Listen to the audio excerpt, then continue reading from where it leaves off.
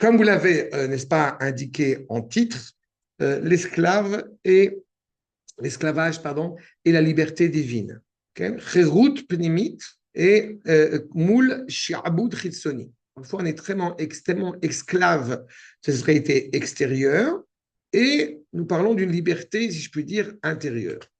Pour pouvoir essayer de saisir cela, et pourquoi j'en parle justement aujourd'hui? Parce que dans la paracha de cette semaine, la paracha de Mishpatim que nous allons lire ce Shabbat, eh bien, il est clairement indiqué comme premier décret, j'ai envie de dire, comme premier plan, premier proposition importante que vous avez devant les yeux. Ve elea Mishpatim, donc voici les décrets, Asher Tassim Lifnem, que tu vas mettre devant eux. Et verset 2, il y a un bête qui est inutile, pardon, qui tikne eved ivri, puisque tu vas acquérir, je le traduis littéralement, eh bien, un esclave hébreu, shesh shanim, 6 ans d'affilée, il va travailler pour toi, et la 7e année, la 7e année, yitse le chovshi china, et il va sortir la 7e année, donc, Kropshi, on va comprendre un petit peu ce que ça veut dire Kropshi, et surtout, il sort sans rien, Chinam, puisqu'il a travaillé pendant 6 ans chez toi. Évidemment, la première question qui va nous importer, c'est pourquoi est-il nécessaire eh bien, d'acquérir un esclave hébreu, si c'est une nécessité ou non. Dans quel cadre nous pouvons utiliser cette expression de esclave? Et c'est là où, effectivement, je me permets de répéter ce que j'ai déjà évoqué dans le passé, que nous avons un problème en français, comme d'habitude, quand on parle de ce genre de notion, parce qu'en aucune manière, l'esclave hébreu eh bien, serait maltraité, ce qui ne serait absolument pas envisageable, à la fois au niveau de sa couche que de son repas. Même l'esclave chez l'hébreu. Non, l'esclave goy, l'esclave cananéen, il n'y a pas de problématique au niveau du comportement qu'on a à son égard. Ah bon? En revanche, si on l'a chez nous et qu'il n'y a pas à manger, on lui donne d'abord, non? Oui, mais ça c'est pas. Non, mais c'est pas. Oui, mais ça c'est évident, mais c'est bah pas. Non, c'est pas évident. Ah, pardon. Oui, ça c'est évident. Mais il n'y a pas la même condition que de l'esclave hébreu vis-à-vis de l'esclave cananéen. D'accord? Parce que l'esclave cananéen, justement, l'esclave goy, tu peux le garder toute ta vie, alors que l'esclave hébreu, c'est limité justement sur le temps, ne serait-ce que par rapport à cela. D'accord? Pourquoi y aurait-il besoin, eh bien, de prendre un esclave? Ça, je vais y répondre tout de suite. Je vous rappelle, pour des problèmes a priori, des litiges financiers, des litiges moraux qui ont fait que la personne s'est vendue pour essayer de rembourser sa dette. D'accord? Ce qui en réalité, à mes yeux, est une aubaine incroyable. Et je me permets de vous le dire dès à présent, parce que combien de fois, vous savez, il y a un programme en Israël moderne. Quand vous allez acheter un appartement, une voiture, vous prenez un prêt de n'importe quoi, etc., la banque, au super, où vous voulez, il y a, il y a un organisme qui se préoccupe de savoir si nous sommes des bons payeurs ou non. Solvables ou non. Ça s'appelle IRC, je ne sais plus comment ça s'appelle, mais il y a un truc comme ça. Est-ce que en général, eh bien, le super, le banquier, etc., tout de suite, tac, il tape le nom et il voit si on peut nous accorder un prêt ou non en fonction de quel que soit le litige qu'il y a pu avoir dans le passé, qui en soi est très problématique seulement. Ça nous coince, d'une certaine manière, dans une possibilité de pouvoir faire table rase sur le passé et pouvoir commencer quelque chose de nouveau. Cette opportunité-là nous permet clairement de rembourser nos dettes, si je puis dire, et de pouvoir commencer sur, encore une fois, sur un nouveau chemin totalement libre et totalement indépendant. Donc, en soi, encore une fois, ce n'est pas du tout un châtiment ou quelque chose de problématique ou de péjoratif. Mais c'est une réalité. J'aimerais vous dire que, effectivement, nous pouvons aujourd'hui vivre tranquillement sans être en minus ou avec un seul salaire. J'ai le sentiment que c'est loin d'être une évidence pour la plupart d'entre nous. D'accord? Donc, nous sommes confrontés dans cette problématique-là. Seulement, vous remarquerez que la première chose était inscrite Eved Ivri, on va voir de quoi il retourne, et puis surtout, ça c'est dans le livre de Shemot, dans la paracha que nous allons lire cette semaine. En revanche, dans le livre des Devarim, nous retrouvons cette même évocation qui, Imacher lecha achicha aivri, ton frère hébreu va se vendre, okay? Ou à Ivria, ou une femme, V Avadecha, et donc il va travailler pour toi, 6 ans, Sheshani ou Beshana Shevit. Tu es sommé de le renvoyer libre, mi yamecha, de ton peuple, encore une fois, au sein de ton peuple. Pourquoi est-ce qu'il y a cet ordre? Ça, je vais y répondre tout de suite parce que c'est relativement simple, mais il est important de l'avoir en tête. Pourquoi est-ce qu'il y a besoin d'insister sur cette notion d'avoir un ordre de libérer un esclave juif après, au maximum après 6 ans? Réponse, parce que il est beaucoup plus avantageux d'être esclave que de ne pas être esclave. Et je m'explique. Aux yeux du monde occidental, de manière générale, il y a une sorte de nostalgie de l'enfance. Mais si on y réfléchit consciencieusement, alors on ne peut pas être nostalgique de l'enfance. Pourquoi? Parce qu'il y a une nostalgie de la non-responsabilité. Il y a une nostalgie de la non-action. Dans la tradition juive, plus nous mûrissons, plus justement nous vieillissons, plus, encore une fois, évidemment, il peut y avoir aussi un problème de santé, mais nous avons un rapport, encore une fois, à l'authentique liberté. Ce que j'appelle l'authentique liberté, je m'explique dès à présent. Quand j'ai habité pendant 1 an dans un kibbutz, c'est une aubaine extraordinaire, parce que c'est un kibbutz qui n'était pas séparé, on l'avait déjà évoqué, et nous n'avons pas de frais d'impôts locaux, nous n'avons pas d'arnona, nous n'avons pas de téléphone, nous n'avons pas de... On a besoin d'une voiture, on a une voiture, on a toute la vie, encore une fois, sans avoir besoin de se soucier du quotidien. Donc, a priori, cela est une aubaine incroyable. Et pourtant, la Torah nous dit non, tu dois être libre. Tu dois assumer tes responsabilités. C'est déjà ce qui est dit de manière sous-jacente. Je vous indique dès à présent que celui qui refuserait, qui recuserait cet accès à la liberté et qui demeurerait malgré l'ordre qui, vous avez remarqué, à la fois dans le livre de Shemot que dans le livre de Devarim, une exigence qui est demandée de la part de celui qui détient l'esclave, qui a cette exigence de le libérer, eh bien, si l'esclave, entre guillemets, demanderait malgré tout émettrait une requête à rester malgré tout esclave, eh bien, il nous est demandé clairement dans la Torah de lui faire un trou dans l'oreille. Pourquoi? Parce qu'il est, ce qu'on appelle en yiddish, il est trèche. C'est-à-dire qu'il n'entend pas. Il n'a pas entendu le Sinaï. D'accord? Donc, il y a quelque chose. C'est pas le problème. Il semble-t-il, il a fait sourd d'oreille. Il ne se rappelle pas de ce qui lui a été dit au mont Sinaï. C'est pour ça qu'on lui fait un trou dans l'oreille. Le fait de le menacer de faire ce trou, ça va lui permettre de reprendre en main. Non, c'est le trou, mais parce qu'il ne comprend pas. On fait le trou, mais il ne comprend pas en réalité de qui est-il esclave. Tu ne peux pas être l'esclave de personne. On ne vit pas d'un côté dans une oligarchie, n'est-ce pas? Et ce que je vous dis maintenant, c'est à titre individuel, c'est à titre national, c'est à titre mondial. On ne vit pas en oligarchie, on ne vit pas déconnecté d'une société qui nous entoure, mais on ne peut pas comment dirais-je, on ne peut pas tolérer qu'une société veuille, une société, un pays, un monde, veuille détourner ma liberté d'être. Et Dieu sait combien cela est compliqué à gérer. C'est ça? En relation avec le libre arbitre. C'est tout à fait ça, bien sûr, bien sûr. Mais la liberté, elle est constamment menacée, puisqu'encore une fois, dès que tu entends quelqu'un qui va te dire, comme j'ai coutume de l'expliquer, dès que tu entends quelqu'un qui va te dire, mais enfin, tout le monde pense que, tu connais le tout le monde pense que, tout le monde pense que, c'est qu'en réalité, tu es dans un état d'exclusion, tu es marginal. C'est une problématique.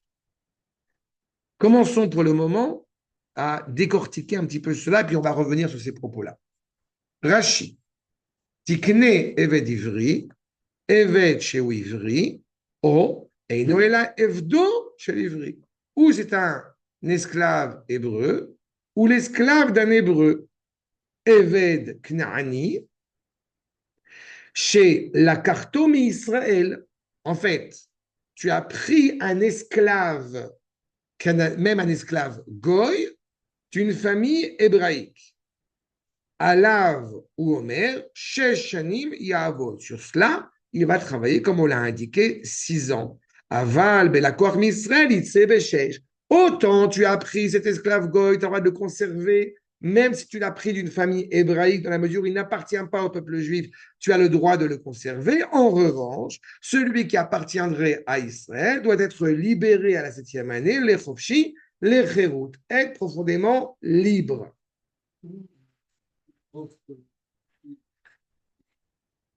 Non, il y a chofshi qui est libre, et chinam, c'est qu'il sort sans rien.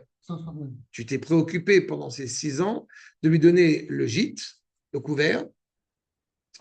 Il n'a pas eu accès à la propriété pendant ces 6 longues années. Mais libre. Et il peut recommencer sa vie à zéro. Pas à moins 15 000. D'accord? Mais est-ce qu'en fonction de ce qu'il doit, ça peut être plus de 6 ans ou Non, moins? Ça va être maximum 6 ans. Mais par contre, ça peut être moins. Tu as tout à fait raison. D'accord? Maintenant, dans son commentaire, le Maharal, dans son commentaire de Rashi, il indique un point qui m'apparaît important. Vous voyez, Oeino Ela Evet chez l'Ivri, accord numéro 2, Lachon Evet Ivri, Mishmash ou Evet Gva.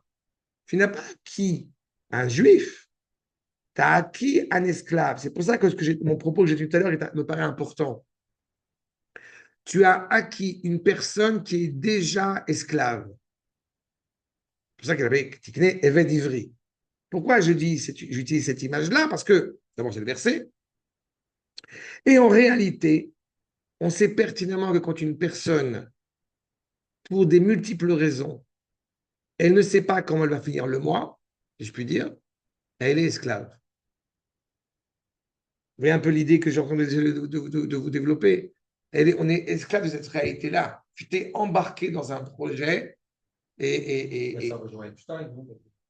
Les filles dont il a vu, c'est des filles je pense. qui avaient des besoins financiers. Ils créent le besoin financier, ils devenaient ses esclaves. C'est exactement ce que je pense que malheureusement, même dans ce Niouf, qu'on a vu les 10 paroles la dernière fois, semble-t-il, il n'a pas dû écouter la paracha Titro, semble-t-il. Je pense qu'il n'a pas dû entendre l'interdiction de convoiter la femme de prochain, etc. Je pense qu'il n'a pas entendu ce. Non, il a dû louper, il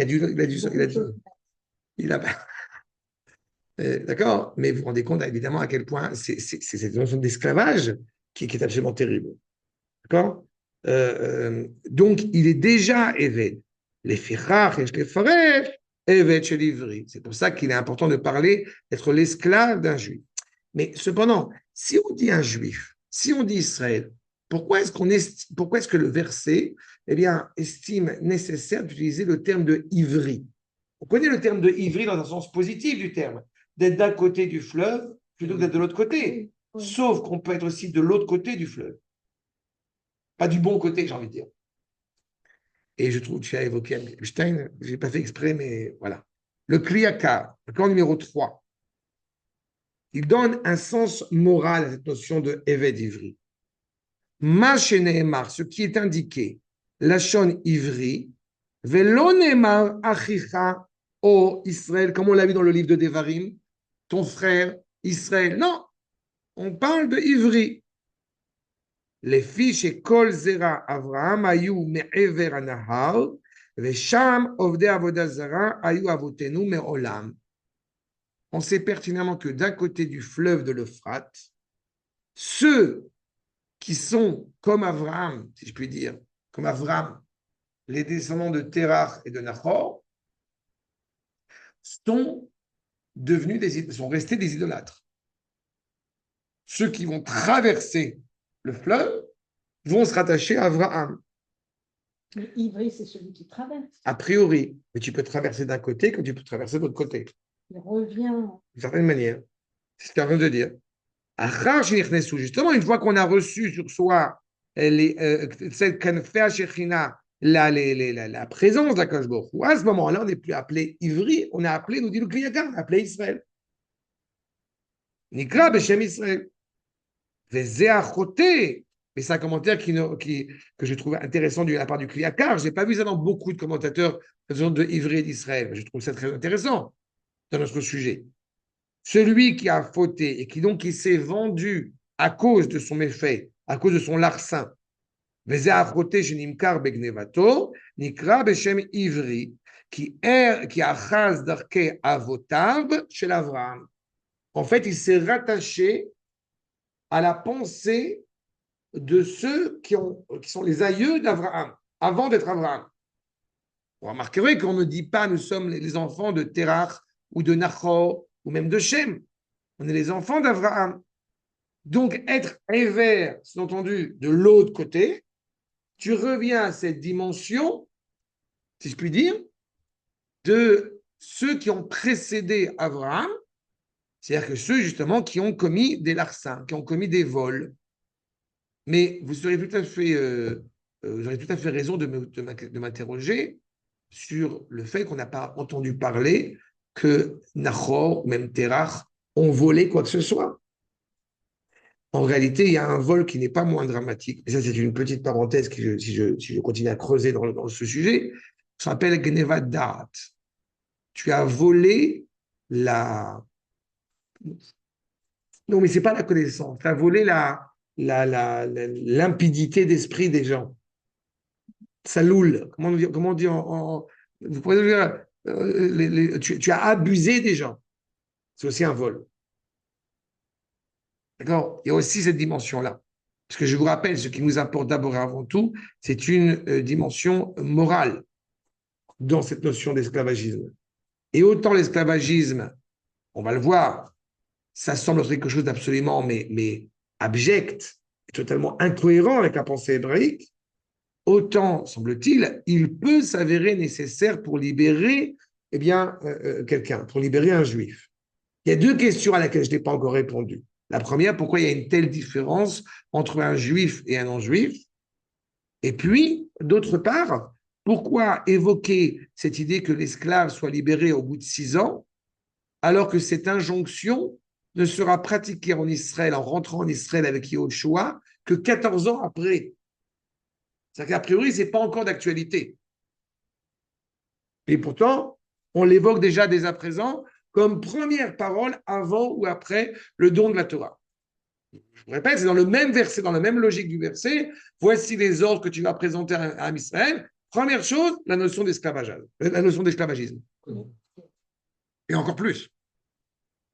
Non, mais non. Ça revient avec la sortie d'Égypte, en fait. On va y revenir. Mais évidemment qu'on va y revenir. Il n'y a pas encore d'esclaves, puisqu'on est sorti d'Égypte. Là, on est dans le Sinaï. Il n'y a pas de vol, il n'y a rien du tout là. On t'évoque une halakha qui ne serait pas du tout d'actualité. Et pourtant, elle est évoquée. Je poursuis.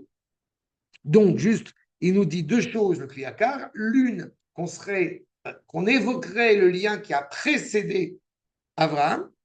Et deux, dans la sémantique même. Ivri, la avo, c'est Avera. On a transgressé. La shon ivri, nofel gam al over Avera. Celui qui a transgressé, qui a fait une faute, mais afalpi.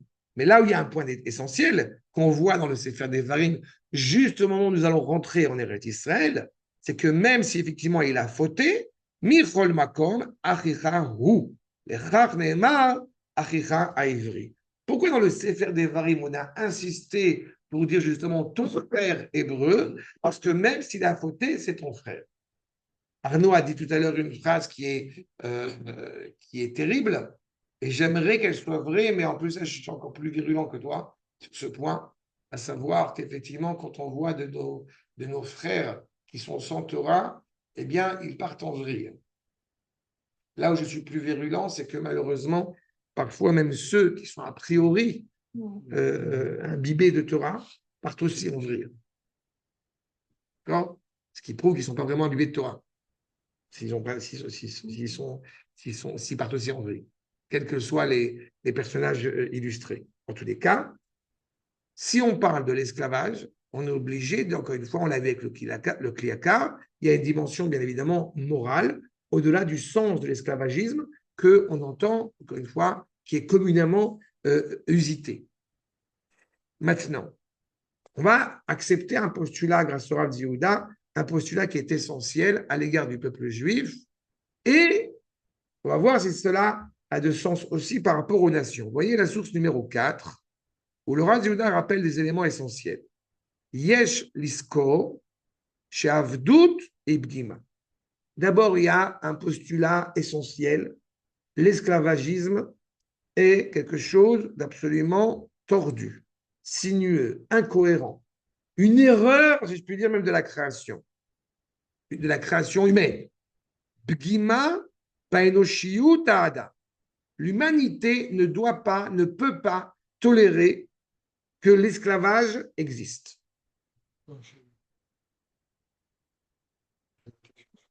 Justement, on va voir. Mais le postulat, c'est qu'on est contre l'esclavage.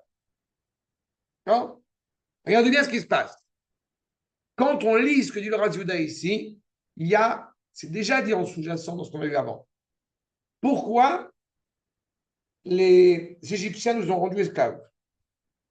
À défaut de ce que la légende, elle dit. On n'a pas construit les pyramides. La seule volonté, puisqu'en plus la Bible, toute l'Égypte va être détruite après. La seule volonté d'avoir mis les Juifs en esclavage, c'est d'avoir mis les Juifs en esclavage. Pourquoi on a fait des camps de travail à Auschwitz et à Birkenau? Qu'est-ce qu'on a construit à Birkenau et à Auschwitz qui était exceptionnel? C'est de dominer, en fait. Exactement. Il n'y a rien du tout, l'esclavagisme étant une finalité en soi. Le triangle d'or avec les Noirs, pas oublier que, encore une fois, Lincoln, il n'est pas encore arrivé là. Pas à l'époque du Rav Yehuda, oui, mais à l'époque de Rachid, il n'est pas encore là. Pourquoi est-ce qu'on a mis en esclavage les Noirs pour mettre en esclavage les Noirs? Bon. Ah oui, pardon, oui, je parlais de Lincoln. D'accord? Mais il y a une sorte de postulat. Petit détail intéressant que je trouve à chaque fois croustillant à rappeler. Grâce au grand Aristote, bien évidemment. Je vous le rappelle, si vous l'ignoriez, le noir n'est pas un être humain, n'est-ce pas? Le noir est une créature qui se rapproche plus du singe que de l'homme, n'est-ce pas? Tout ce que je vous dis, c'est une citation, hein, ne méprisez pas mes propos. Il a dit ça, Aristote? Oui. Et c'est ce qui justifie le fait que dans l'esclavage des Noirs, on ait pu justement stipuler, même à l'époque, entre guillemets, des bons puritains, chrétiens, américains, etc., du fait qu'il a été tout à fait justifiable de prendre des Noirs en esclavage, puisqu'il est écrit dans la Bible qu'il faut respecter tous les hommes, mais étant donné que les Noirs ne sont pas des hommes, ça marche. Certains ont quand même utilisé la Torah avec justement, Noé, avec son fils, en disant Shem, fils de Shem, sera esclave de son père. Non, pas Shem, Ham d'abord. Ham, esclave de Shem. Oui, mais tu comprends non, d'abord, c'est pas vrai, c'est pas exactement comme cela. Et je suis très content que tu fasses cette remarque-là. Parce que Ham n'est pas esclave de Shem. Ham, il est esclave de lui-même. Comment c'est écrit? De ses pulsions. D'abord, il n'est pas écrit que Ham sera esclave. Il écrit simplement que quand son père est en état d'ébriété, il a raillé son père.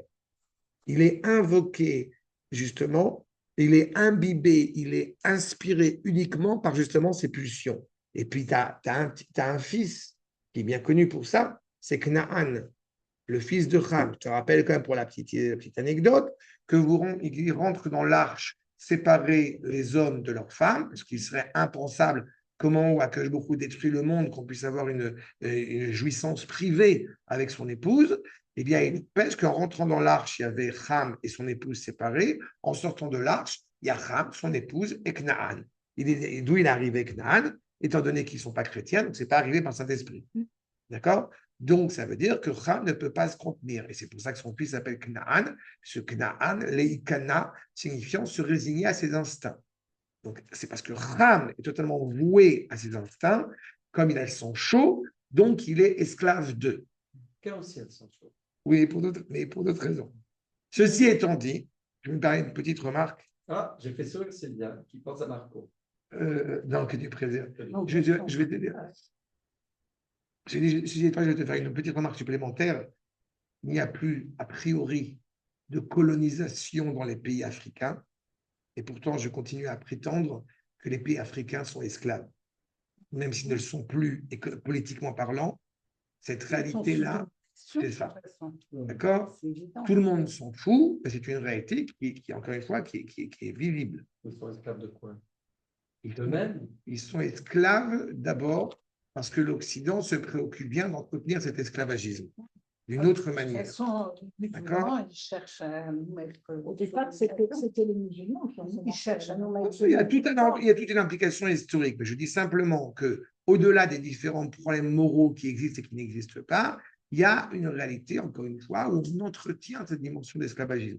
Mais ça n'a rien à voir avec ce que j'ai évoqué avant, à savoir que la forme d'esclavagisme pratiquée, encore une fois, dans le monde en Occident, eh bien, elle est, en Occident notamment, elle est profondément cruelle, elle est profondément maladroite, pas, violente. Alors que ce que j'évoque ici, c'est d'abord, encore une fois, eh bien, être dominé par ses instincts, dominé par une réalité morale qui ne devrait pas avoir lieu d'être, et qui pourtant est. Et c'est une réalité. Tout n'est pas justifiable sous prétexte que j'habite dans un pays chaud. D'accord? Par exemple. D'accord? C'est bon? C'est clair? Non. Donc, en tous les cas, il nous dit clairement. Et puis surtout, je vais te dire un petit détail, encore une fois, j'y pense maintenant, à propos de l'esclavagisme noir, de l'esclave noir.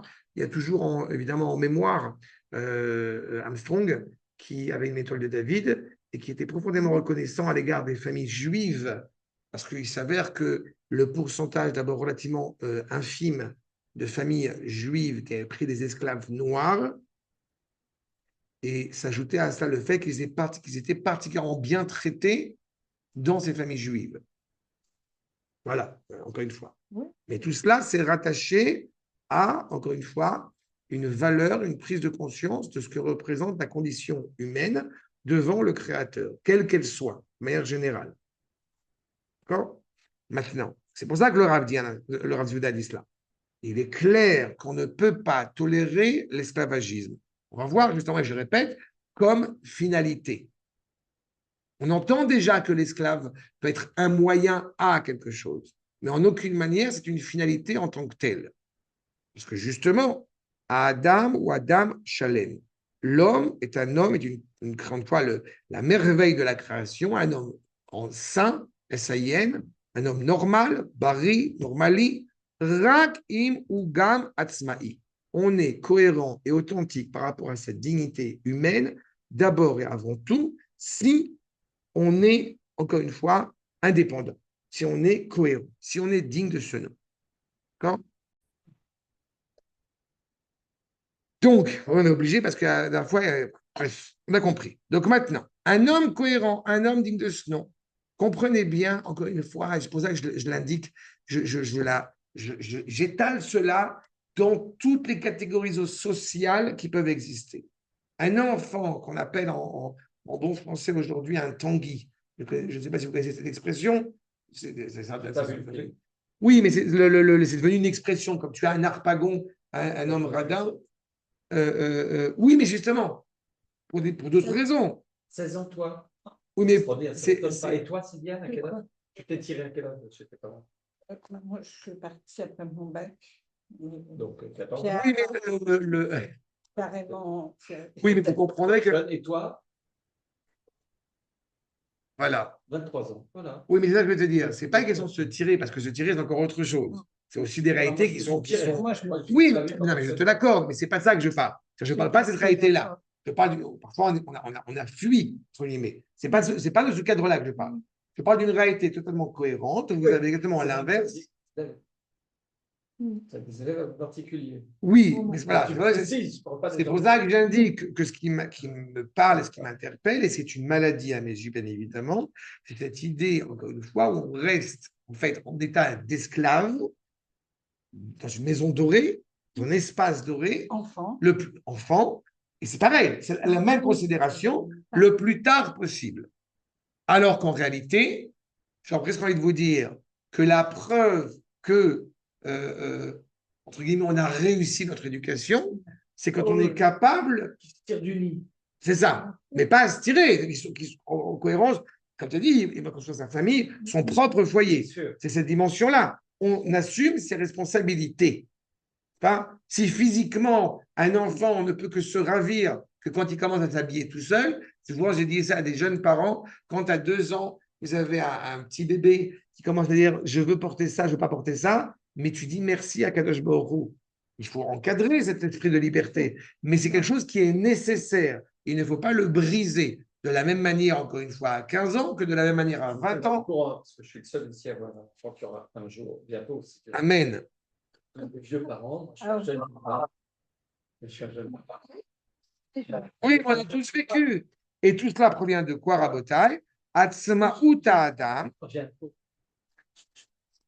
Atzmaout Adam. צריכה להתגלות מתוך צלם האלוהים שבאדם.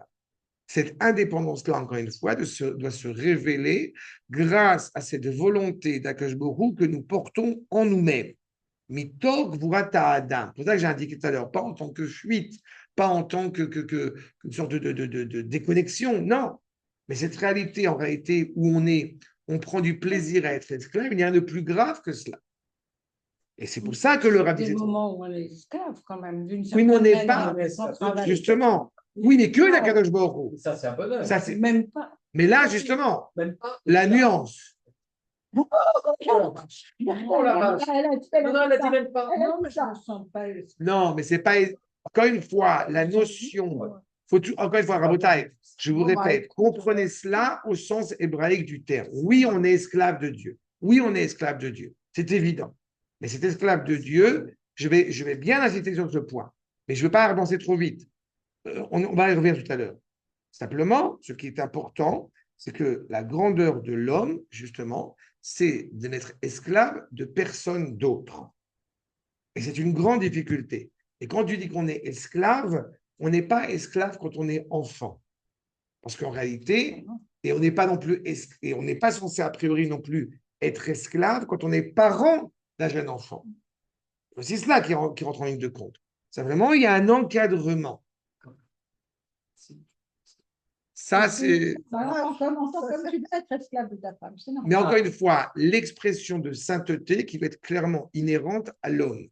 Un homme, je veux que vous compreniez bien que si effectivement il ne suffisait que d'être serviteur de Dieu au sens spirituel du terme, par exemple, on aurait pu tout à fait recevoir la Torah en Égypte.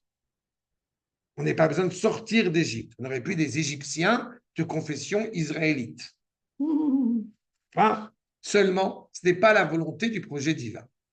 La volonté du projet divin, c'est de nous assumer en tant que tel. Comprenez que, à la fois à l'échelle de l'individu qu'au niveau de la nation, quand nous sommes esclaves de quelqu'un, nous n'assumons aucune responsabilité. Il est tout à fait aisé de dire ce n'est pas de ma faute, c'est à cause du pays dans lequel je vis qui a pris telle ou telle décision. C'est ça. Alors que nous ne voulons plus, et c'est ce qui est inhérent à la nation hébraïque, nous ne souhaitons pas être judéo quelque chose. Alors que la façon d'être taloué, c'est bien taxé. C'est ça. C'est une demande de nous. Une pleine indépendance pour pouvoir être attaché à lui. Et c'est là où j'ai dit qu'il y a une nuance essentielle dans la notion d'esclavage, c'est que le rapport que tu as évoqué par rapport à l'époux, c'est exactement, ou à l'époux, est exactement le même. Nous ne sommes pas en train ni d'avaler l'autre, ça c'est un sujet à part entière, ni en train de négliger ou de dénigrer l'autre. Il y a une interaction, une interrelation entre les deux qui doit s'installer clairement. On n'est pas une oligarchie, mais à partir du moment où vous avez une culture qui vient s'imposer chez nous, à la fois dans notre foyer personnel que dans notre nation, et que cela va de pair avec la négligence de notre édifice culturel et cultuel, cela est un vrai problème. Et ce n'est pas agréable, et ce n'est pas concevable. Parce que justement, Kedusha Ta'adam, Mitor Ta'adam, cette sainteté, cet esprit de sainteté qui est inhérent à l'homme, prend sa source, encore une fois, dans la reconnaissance de l'homme vis-à-vis d'Akash Baruch Hu qui nous a fait un cadeau gratuit, extraordinaire, qui s'appelle l'esprit. Tu m'as donné la possibilité de réfléchir. Et cela est encore une fois essentiel. Attention, cet esprit, évidemment, lui-même, ne doit pas devenir un objet idolâtré. C'est évident. Parce que c'est aussi le danger. C'est que je deviens esclave de mon esprit. Je me permets d'attirer votre attention dès à présent dans cette cohérence-là. Comprenez pourquoi dès à présent, il y a une nuance essentielle entre Israël et les nations. toutes les nations sont assujetties à l'ordre de la nature. Toutes les nations se doivent d'être réalistes. Israël, heureusement qu'il n'est pas réaliste. S'il avait été réaliste, on aurait déjà, depuis belle lurette, disparu de l'histoire. On est au-delà de ce réalisme. C'est pas une fois, j'avais dit, il y a quelques années de cela, j'avais évoqué l'idée que seul Israël est appelé homme, et comme notamment l'évoque le Rambam, il faut le comprendre dans sa complexité, que les non-juifs sont plus proches du singe que de l'homme. Alors ça paraît évidemment tout de suite méprisant. Alors comme j'ai vu que ça avait... Il y a le Kuzari aussi, mais le Rambam, il avait dit cette raison. Pas par mépris pour la créature. Première fois qu'il l'a dit, j'étais... D'accord. Mais en réalité, je l'ai dit un petit peu meilleur différent, tout le genre humain sont des êtres humains, mais Israël, c'est Superman. Superman, Ashkenaz évidemment, on entend le man. C'est bien Superman, c'est Batman. D'accord. Parce que Superman, il est rempli de super pouvoirs, il n'a aucun mérite. Ah, dans le sens oui. Batman, oui, mais et il va au-delà, il gabère. Oui, mais tu comprends que... Ça devient le gibor. Tu comprends que... Superman, c'est vraiment d'un homme... Tu comprends qu'on n'est ni Superman ni Batman. Tu comprends que c'est pas... C'est pas du tout pareil. Oui, j'ai compris. Mais l'idée, elle est, ce qui est derrière, c'est cette compréhension, encore une fois, que nous ne sommes pas assujettis justement à l'ordre de la nature. Même cet esprit que nous avons, on le reconnaît dans la première des bénédictions, Chonen le Adam Ta'at. Chonen, ça vient de Chinam. C'est un cadeau qu'Akadosh Baruch Hu a prodigué à l'homme. L'homme libre est un homme d'abord qui réfléchit, qui pense. Et il y a une volonté de la part de toutes les civilisations qui nous ont fait du mal, qui nous ont porté préjudice, d'abord et avant tout, de nous empêcher de penser. Il y a une référence que j'ai l'habitude de citer dans la liste de Schindler. Là-bas, il y a un homme qui joue le rôle d'un prof d'histoire, et un matin dans le ghetto, il dit « Je suis très heureux, aujourd'hui, on ne m'a rien pris, on ne m'a pas frappé, on ne m'a rien fait. » Et il dit, et les gens qui sont autour de lui rigolent un petit peu, disent « Tu n'as plus rien à donner, on va rien te prendre. » Oui, mais j'ai pu avoir une pensée libre. Il était très heureux parce qu'il a pu développer une pensée. Et là aussi, dans Si c'est un homme, il dit que c'était le lieu où il n'y avait pas de place pour la question. Ben c'est ça, tout à fait. Et nous, on est l'homme de la question. Tout à fait. Mais parce que tu te rappelles que, Tim Lévy le sait peut-être pas, il n'a peut-être pas fait exprès, mais Ma, Gematria, Adam. C'est ça? C'est beau. D'accord. Ma, Gematria 45. Ma, c'est la racine même de ce qu'on appelle l'essence, Mahout. Et le questionnement, c'est justement la capacité à être un homme. Et être un homme, c'est un homme qui s'interroge. Pas qui fait de la philosophie, attention. Mais pas dans la philosophie. Mais dans l'interrogation du sens même de ma condition humaine. Et donc de savoir se révolter sur justement ce qui est inconcevable. Il y a des petits restes. Mais il a raison, c'est vrai. Az ou Mofia, qui est Adam, Israël. Il apparaît clairement comme un homme digne de ce nom, encore une fois, Israël. Et c'est vers cet homme-là, B. Adam, Shel Torah. Un homme qui est animé par la Torah, ce n'est pas un hasard si on dit qu'un Ben Chorin, c'est celui qui œuvre dans la Torah. Quand on est en train d'œuvrer dans la Torah, on est l'homme le plus libre du monde. Et pourtant, on est au cœur de l'esclavagisme. Oui, mais tu comprends dès à présent que ce n'est pas un esclavagisme. D'accord? Encore une fois, Rabotai, c'est très important que. C'est bien, non, mais je veux que vous compreniez absolument que vous avez cette nuance. Écoutez, Abdallah, Ovadia, c'est Oved Hashem. Abdallah en arabe, Ovadia en hébreu. Il n'y a pas de truc. Seulement, il y a une nuance, je répète, c'est le problème de l'influence du monde extérieur. Vous avez en français, c'est absolument pas qu'en français d'ailleurs, en anglais, en allemand et en espagnol aussi, c'est pareil, Trabajo, justement, le travail rattaché à Tribalion qui rappelle la souffrance. Mais quand vous parlez par exemple de Shabbat, on ne parle pas de Melachot, on parle de travaux interdits. Vous comprenez la lourdeur que représente le Shabbat quand on parle d'un travail interdit. Je ne savais pas c'est quoi le travail interdit. En hébreu, c'est Melacha. Melacha, ça vient de Malach. Alors que Avoda, ça vient de Eved. Quand tu traduis en français les 39 Melachot de Shabbat par travaux interdits, tu laisses entendre que, en réalité, eh bien, le Shabbat, on ne travaille pas. Alors qu'en réalité, d'abord, dans le sein du Beth Amikdash, si je puis dire, on travaille énormément. Et ensuite, ce qui importe vis-à-vis de ces mélachot, c'est de se révéler tel que nous sommes vraiment. C'est l'accès à l'authentique liberté. Être esclave de Dieu, c'est être authentiquement libre. J'insiste sur ce point. De la même manière, encore une fois, mais pour cela, il faut saisir un point supplémentaire. Nous sommes dans une génération où, hélas, certains ont beaucoup de mal à utiliser le terme de crainte révérentielle envers Akadosh Baruch. C'est ça. On veut tellement parler justement d'amour de Dieu qu'on a oublié la crainte révérentielle envers Hachem. Ça, c'est le côté séfarade. Oui, mais ce n'est pas que le côté séfarade. Aujourd'hui, dans un environnement global, on peut trouver, on veut que tu te rattaches à la Torah, donc on va te parler, on va être dans la chavaya, dans l'expérience. Il faut que tu kiffes. Eh bien, je suis navré, mais je ne suis pas d'accord avec ce postulat-là. Je ne dis pas qu'il faut souffrir, mais je dis que oui, et ce n'est pas que vis-à-vis d'Akadosh Baruch Hu, entre parenthèses. Tu as évoqué l'épouse tout à l'heure, c'est un terme qui me tient à cœur à chaque fois. J'estime qu'il est nécessaire d'avoir aussi une crainte révérentielle envers sa femme et envers son époux pour qu'il y ait un amour réel qui soit, encore une fois, évoqué et invoqué. Ça ne va pas l'un sans l'autre. Et toute la difficulté, et c'est pour ça que quand tu entends le terme d'esclave, ça te rend perplexe parce que je suis comme si je parlais de souffrance. Il n'y a pas de souffrance. Simplement, oui, il y a un rapport, encore une fois, c'est-à-dire condescendant, mais oui, il y a un rapport de respect. Kavod, c'est kaved, c'est lourd. On ne peut pas aujourd'hui, alors que c'est très à la mode et qu'il y a des évolutions qui sont tout à fait légitimes, mais dans la même mesure, on ne peut pas tolérer qu'un enfant parle de manière inconcevable avec son père. Et ça ne veut pas dire ni que le fils n'aime pas son père, ni que le père n'aime pas son fils. Mais il y a un rapport d'amour authentique, puisqu'il y a aussi une crainte révérentielle envers celui qui est, envers celui qui m'a donné la vie, si je puis dire. Donc c'est exactement cette problématique-là.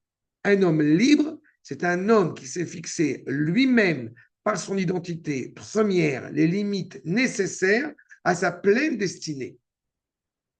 Seulement, qu'est-ce qui s'est passé quand l'homme a commis un larcin, quand l'homme a pris un peu plus d'argent que c'était prévu? Il a brisé la barrière. Donc l'esclavagisme, si je puis dire, va lui permettre de retrouver une cohérence, de retrouver une cohésion. C'est clair? Mais la base qui doit être entendue, c'est que nous n'acceptons pas l'esclavage. Et je répète, même vis-à-vis d'Akadosh Baruch Hu, même vis-à-vis d'Akadosh Baruch Hu, la possibilité du libre arbitre m'empêche d'être un esclave malgré moi. Oui, ça c'est ce que voudrait le curé ou le moine. C'est ça. C'est être un esclave malgré lui. C'est ça, exactement. Ça pète de tous les côtés. Exactement. Donc on est esclave, mais parce qu'on l'a choisi. Exactement. Mais tu es esclave quand même. D'accord? J'ai choisi. Quand je dis j'ai choisi, c'est pas j'ai subi, c'est j'ai choisi pleinement de donner sens à mon identité hébraïque, c'est d'être fidèle à moi-même. Ce que le monde occidental n'a cessé de faire pendant 2000 ans, justement, c'est en réalité de nous rendre esclaves en prétendant être libres. Ça? Est-ce qu'on a le droit, vous le voyez tous les jours, est-ce qu'on a le droit de penser que, eh bien, de choisir. Voilà. Oui, bon, ça, c'est malheureusement une réalité absolument abjecte. En ce moment, les enfants ont le droit de choisir leur sexe. Et aujourd'hui, on est en train d'y revenir. Tu peux porter plainte. Tu peux porter. À mon grand bonheur, si je peux dire mon grand bonheur, il y a aujourd'hui une rétractation. Ils se sont rendus compte qu'on va très loin. En Californie. Oh, oui, non, mais pas que, pas que en Californie. Toute la problématique qui est posée, d'ailleurs, dans les hôpitaux, à l'hôpital Sinai en Amérique, là-bas, où il y a de toute façon écrit sexe de l'enfant, masculin, féminin, autre. C'est l'enfant qui décide. Bien sûr. Mais c'est en réalité, là encore une fois, vous voyez, une pseudo-liberté. Parce qu'en réalité, on empêche réellement l'enfant d'être réellement libre au nom de cette pseudo-liberté. En fait, c'est la haine de Dieu. On ne veut pas qu'il puisse devenir, qu'il puisse oui, mais c'est-à-dire que tu comprends choisir que. d'aimer Dieu.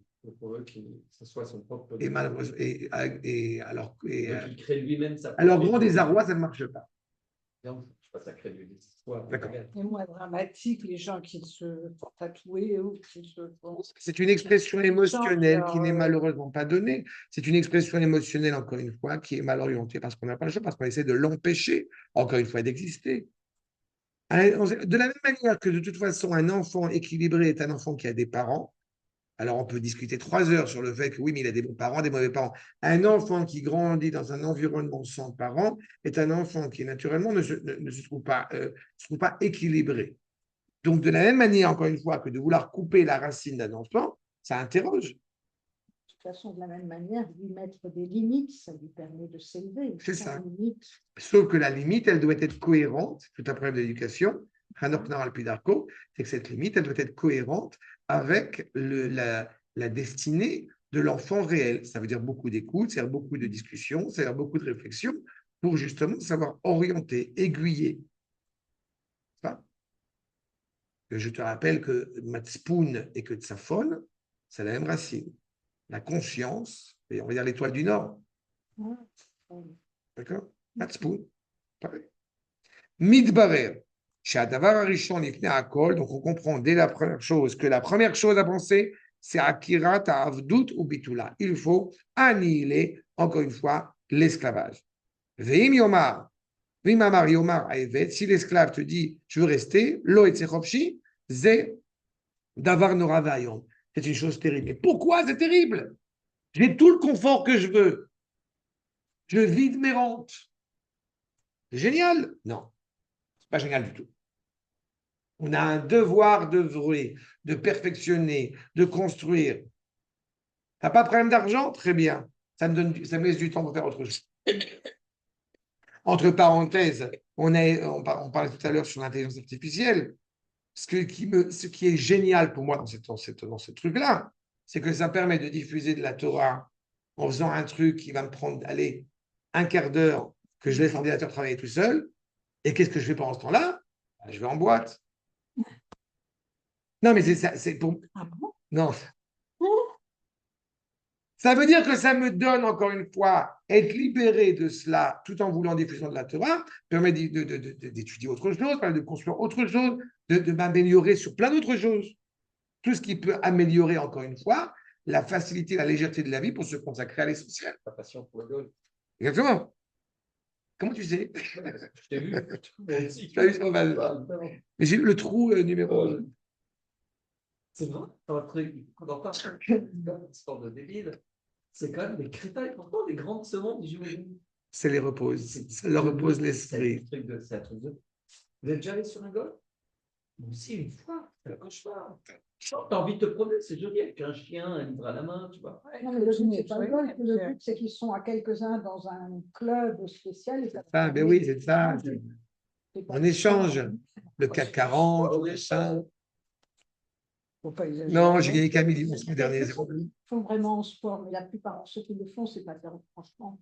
Moi, mon fils, il a fait du golf. Il y a des gens très bien. Ça vous embête qu'on n'est pas mercredi, qu'on va continuer le. Il a fait le. du golf, il pourrait venir nous en. Pas que je sentais venir, je sentais venir. Je savais pas que je lancerais dessus. Non, mais il y a. Moi, je collectionne des. Ton fils a fait du golf, ouais. Simon, il a fait du golf. Ouais. Mais il collectionne d'ailleurs Des des trucs de golf, là, des pieds de golf. Le club. Le club, il collectionne des clubs. Avec des têtes d'animaux. Ah ouais. Voilà. Et il aimerait d'ailleurs en parler, mais on est dimanche, on n'est pas mercredi. Allez, on avance. Automatiquement, évidemment, comme je l'avais indiqué, on va lui faire un trou dans l'oreille. Avdut hi atzara gdola, vous voyez, l'esclavagisme. L'esclavagisme, rabotai. L'esclavagisme est le drame le plus colossal, encore une fois, le plus terrible du monde de l'humanité. Et voyez, le Rav nous indique Avdut i machala. L'esclavage est une maladie. Et je vous ai donné volontairement énormément d'exemples à tous les niveaux pour vous montrer à quel point il est tellement facile d'être esclave. L'esclavage après 6 ans, quand même, parce que. Non. Quand même. Oui, après 6 ans. Hein. Mais même avant 6 ans, ce n'est pas obligatoire. Tu as vu de tout à l'heure. Mais C'est c'est pas- une maladie des deux côtés. Bien sûr. Mais la maladie qu'on évoque ici, tu as tout à fait raison. Mais par rapport à ce qu'évoque. Non, parce qu'il y a une volonté de dominer. N'oublie pas que la divinité égyptienne, l'agneau, a quelque chose d'absolument extraordinaire, puisque l'agneau, est un des animaux les plus bêtes qui existent. Et pourquoi c'est très important par rapport à l'Égyptien? Parce que l'Égyptien est très content de pouvoir servir une divinité qui, en réalité, eh bien, est sous lui. D'accord? Quelque chose de très amusant pour un enfant vis-à-vis d'un chien. Pourquoi? Parce qu'il voit un être, une créature, qui est un jouet, malheureusement pour certains nombre d'enfants, et qui est plus bête que lui. Donc, il y a un intérêt. Mais l'affection qu'on doit avoir pour un animal ne vient pas exclusivement du fait que ce serait une réalité qui soit inférieure à moi. Ça que soit plus intelligent. Non, arrête. D'accord? Non, mais juste par rapport au maître, par rapport à l'esclave. Dans le principe d'un esclave juif, pas un esclave goy, un esclave juif, en fait, il ne fait que payer sa dette. Quelque part, le maître n'a pas voulu qu'il se mette en... Oui, mais tu vois que malgré tout, au maître, il lui est exigé de libérer son esclave au bout de 6 ans. C'est-à-dire qu'il pourrait lui aussi vouloir. Exactement. Bah, on a quelqu'un qui nous fait le ménage, la vaisselle, la lessive, etc. Et, gratuitement. Bien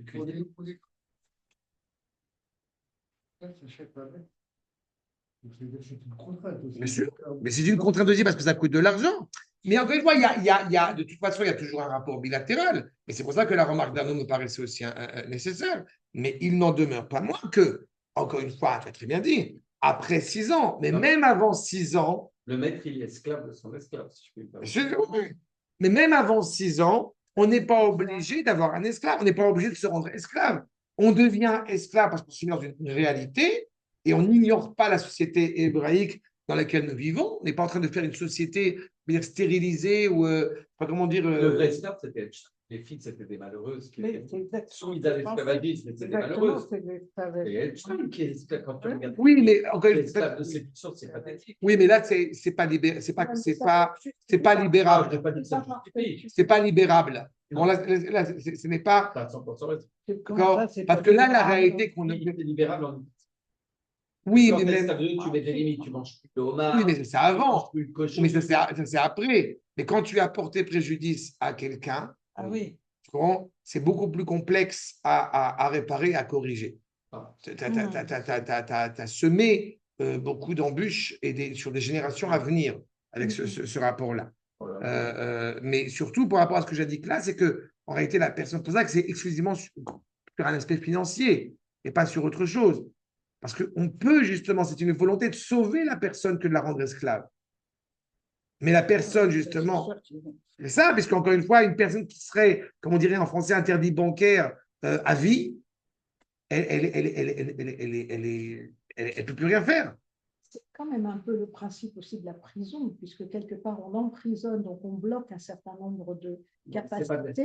Non, je ne suis pas d'accord. Là, je ne suis pas d'accord. Parce que dans la dimension de la prison, tu n'as pas. D'abord, la prison coûte de l'argent. Et en plus de ça, la personne ne fait que ruminer son effet. Non, on leur donne des capacités. Normalement, normalement. J'ai bien aimé le normalement. La réalité, c'est qu'aujourd'hui, justement, c'est pas le rapport à la prison et les conditions d'emprisonnement ne sont pas très respectables pour le genre humain. Là, on parle justement d'une réalité où la personne qui donc va être emprisonnée, entre guillemets, dans la maison du maître, elle a des conditions de vie qui sont tout à fait honorables et respectables. Tout en étant... Il ne se passe pas de dette, d'ailleurs. En plus. Rembourser la dette et aller en prison. En plus. Une capacité d'insertion. C'est ça. L'esclavage. C'est ce qu'on dit maintenant, oui, bien sûr. Bien sûr. Mais dans les nouveaux, enfin entre guillemets, bon, je suis pas. Non, mais tu as raison, il y a des prisons, par exemple au Danemark, une prison qui est vraiment genre des villas, quelque chose qui est vraiment extraordinaire. Ou parfois avec un système de trucs sur le pied, là, en fait. un truc électronique. Et du coup, en fait, on les oblige à faire des travaux d'intérêt général en étant chez eux, mais dans un contexte où ils sont Oui, encadrés. mais je pense qu'il y a quelque chose qui est quand même très différent par rapport à ce qu'on évoque maintenant, parce qu'il y a un rapport humain qui est très important. Il y a un rapport humain qui est très important. Normalement, il y a aussi quelqu'un qui t'encadre, j'imagine. Oui, Quand mais c'est pas, je suis désolé, j'insiste, c'est pas que ça. C'est pas que ça. Parce que dans le rapport humain qu'on évoque, il faut toujours avoir en tête que de l'interaction infinie entre chaque membre du peuple juif. Alors que si tu parles d'un encadrement, c'est un encadrement juridique. Là, ce n'est pas de ça qu'on parle. Il y a vraiment un vrai rapport entre celui qui a commis un larcin à l'égard d'autrui et il va travailler chez autrui. Il ne va pas travailler chez un juge ou chez un avocat ou chez un procureur. Il va travailler chez la personne. Donc, il y a une sorte de reconstitution d'une cohérence entre deux personnes. Il n'y a pas de notion de soumission, tandis que par la prison, on essaie de soumettre. Ça aussi qui rentre en ligne de compte, bien sûr. Mais vous allez voir, dans une seconde, on va en parler avec le Rav Kook, Makor numéro 5, justement, on va en parler tout de suite. Parce que justement, regardez ce que nous dit le Rav Kook. Adat noten chez lo amra Torah, justement, la prise de conscience laisse entendre que la Torah n'a pas dit chez lo amra Torah, chez Yev Shar Yev. La Torah n'a pas dit qu'il ne serait pas possible d'être esclave. La preuve, on en a parlé. Pour reprendre ce que tu as demandé André, ce dont tu parlais André, la Torah en parle. Donc, on ne peut pas dire que la Torah l'a exclu la possibilité d'être esclave seulement. Adraba, din eved ivri noeg, la preuve, c'est qu'elle est esclave hébreu. Il peut lui aussi se vendre lui-même. Comprenez que celui qui effectivement a fait vœu justement de rester esclave, alors il est condamnable dans la mesure où il a un trou dans l'oreille, mais malgré tout c'est possible. Et là, ceci étant dit, ce n'est pas concevable, ce n'est pas envisageable, ce n'est pas souhaitable pour la valeur d'Israël. Liot eved la'avadim. Amdinan dato de lo nishtabed klal, parce que la base même d'être Israël, c'est de ne pas se soumettre, ce n'est pas d'être esclave, encore une fois, de quiconque. Soumis. Oui, d'être soumis, pas insoumis. On est insoumis. Nous sommes des insoumis. Des vrais insoumis. Voilà. Vafilu kabel kinyan. Okay? Ah oui, j'ai compris. Okay. À la différence de. C'est pas par hasard qu'ils ont. Oui, mais en fait, c'est une soumission totale. Eux? Oui, bien sûr. La dimension de Mélenchon sans le H. Vafilu kibel kinyan. Alors qu'on parle de esclave, c'est juste un mot. Chez Loyarzor Asucho, en fait, de clairement louer ses services. Alors, Omer Beferouche, chez Mekane ou Meshaabed et Atzmo, qu'il se vend ou il se rend esclave, Loye Sholet al Atzmo, comment est-ce qu'on pourrait accepter cette idée, encore une fois, de ne pas avoir de contrôle sur soi et, encore une fois, de se rendre esclave? C'est acceptable uniquement au nom du digne de Eved Ivri, mais là encore, c'est un travail, et ce n'est pas un travail au sens de service rendu, et ce n'est plus de la havdot, au sens où il est usuel, au sens où il est usité. Parce que là, encore une fois, quand je dis que la personne va travailler 6 ans maximum pour rembourser son dû, c'est-à-dire qu'en fait, elle paye. Le service est payé. D'accord? Donc, il n'y a pas, encore une fois, de remise en cause de sa condition humaine. Et si, qu'à Dieu préserve, on a même l'audace, par exemple, de frapper son esclave, il serait libéré immédiatement. À quel point ça a une implication, encore une fois, profondément de respectabilité humaine. Mais pourquoi, malgré tout, y a-t-il une nuance? Je suis plus digne d'être le maître de mon esclave, oui. Si je l'ai frappé. Bien sûr. Il y a donc une dignité du maître de l'esclave. C'est ce que j'ai dit, bien sûr. Au niveau du lit, au niveau du repas, au niveau de tout ce qu'il y a. Travail qui est demandé aussi, non? Elle s'apprend. La personne qui a priori commis un larcin, elle ne sait pas forcément repasser, mais on lui apprend à repasser. Peu importe. Tu viens toujours avec. Je fais la chaîne. On sort de programme qui rêve quand même d'un peu, comment dire. On peut à la. Oui, mais moi, il y a personne qui me vole. Il y a personne qui me vole, alors. Non, mais qui fait la lessive, tout ça. quelqu'un.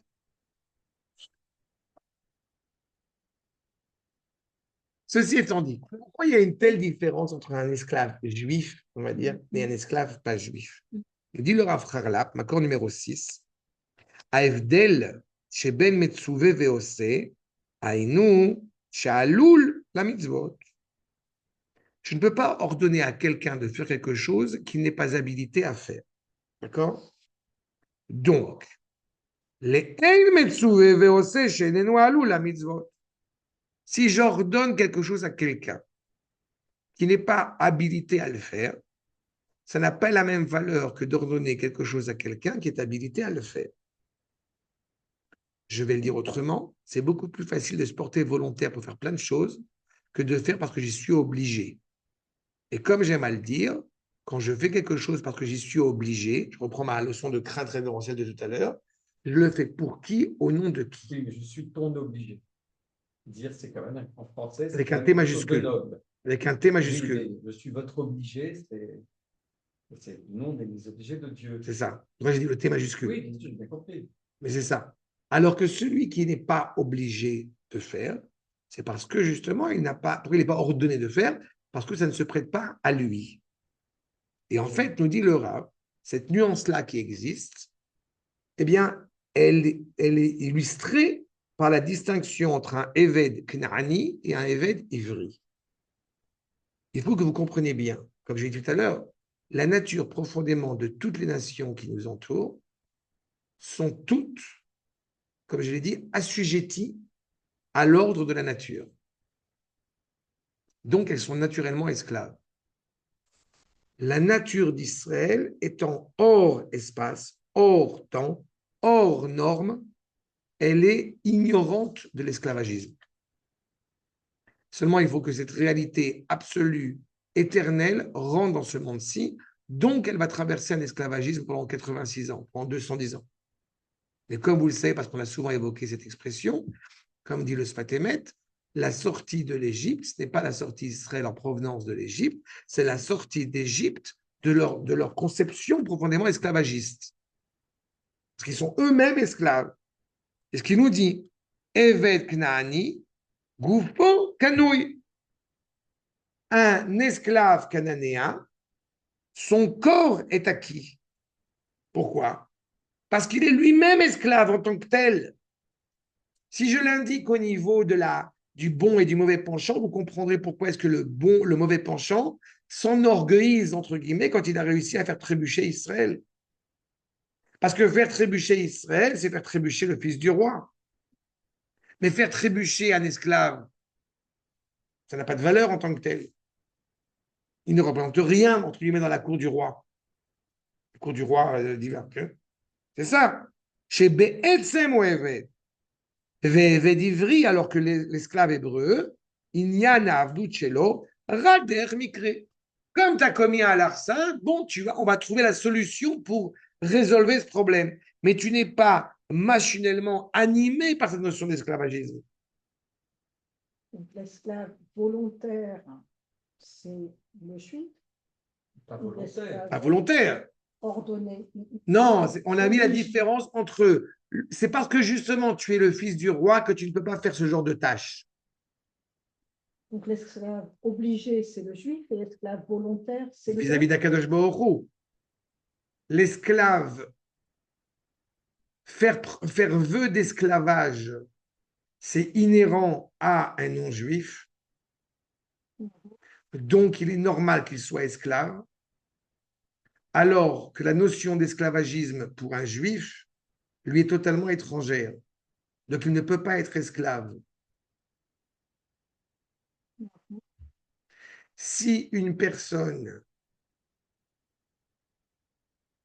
je ne sais pas, si une personne populaire va mettre un jean, c'est normal. Mais si le prince Charles met un jean, c'est étrange. Si tu veux l'exemple, le jean n'est pas habilité pour le prince Charles. J'aime bien, je prends des exemples de temps en temps. Non, mais j'ai pris ça pour saisir un peu la. l'esclavage. Quel dégénéré, ces gens-là. Et on peut Ce que j'ai c'est dit, vraiment des femmes ce que j'ai pas dit. Mais c'est ça que je peux te dire. C'est-à-dire que, encore une fois, comme il est toujours bon de l'avoir en tête, le rapport à la Torah est naturel à Israël.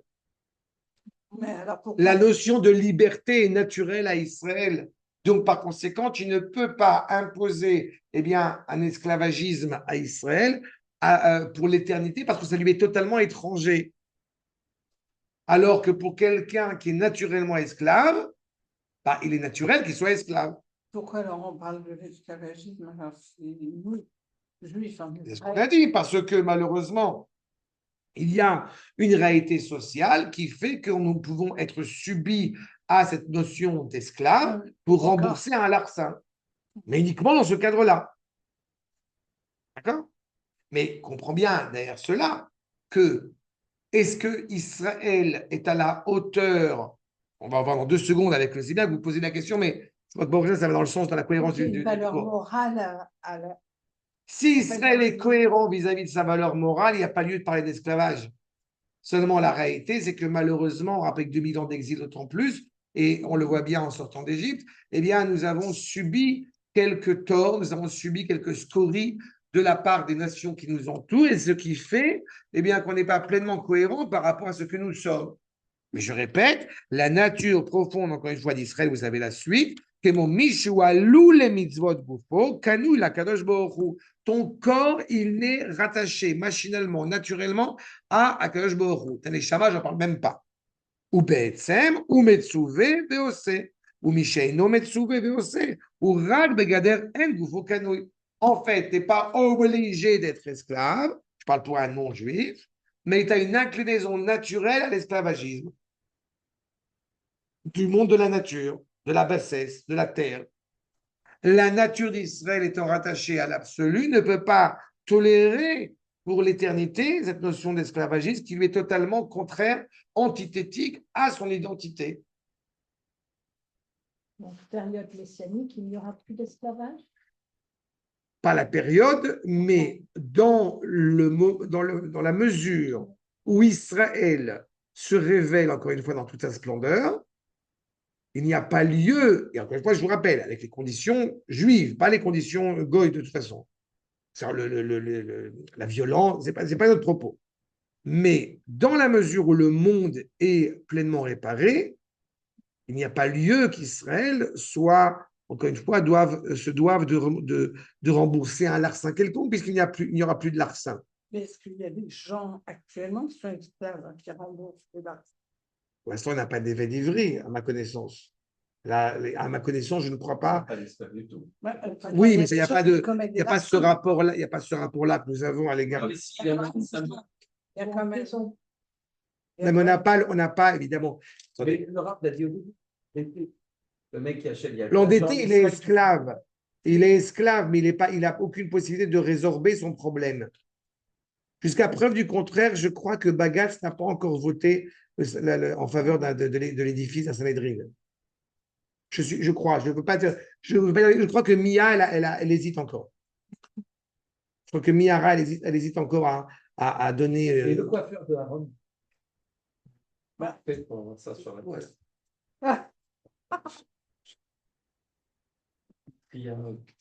Je lui souhaite refouach les Aaron Barak aussi, mais c'est partie des gens qui ont connu les. Non, mais il va l'être. C'est partie des gens qui ont fait des horreurs. Des horreurs monumentales. Quand mais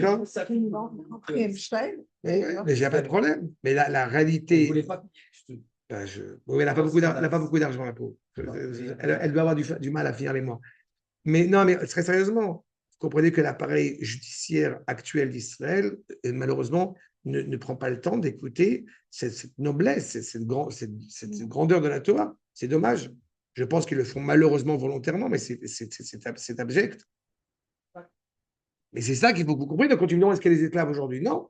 Parce qu'il n'y a pas cette réalité-là, justement, qui d'abord n'a de cesse de vouloir, surtout, je répète, réparer moralement une réalité qui n'a pas lieu d'être. Mais dans la mesure, effectivement, où il y aura une cohérence et une droiture au niveau de l'entité politique d'Israël, il est certain qu'il y a beaucoup de gens qui sont volontaires dans ce sens. mais dans la mesure, encore une fois, où l'État d'Israël sera pleinement cohérent par rapport à cela, il n'y aura pas lieu d'avoir cela. Mais en attendant, parce que justement, nous ne sommes pas totalement aboutis moralement, on va dire, comprenez encore une fois, qu'à ce moment-là, l'esclavage devient une modalité nécessaire, mais je répète, comme moyen, pas comme finalité. D'accord? On a besoin de mettre un cadre, peut-être parfois un petit peu délicat à l'égard de l'homme, pour clairement qu'il puisse se libérer de cela. Une expression que j'aime à chaque fois livrer, Das Torah, macht frei. Voilà. Mais c'est une blague qui me fait rire que moi à chaque fois. Parce que je sais, voilà. À comprendre. Oui, mais non, parce que non, c'est pas non, parce que tu es Arbeit macht frei.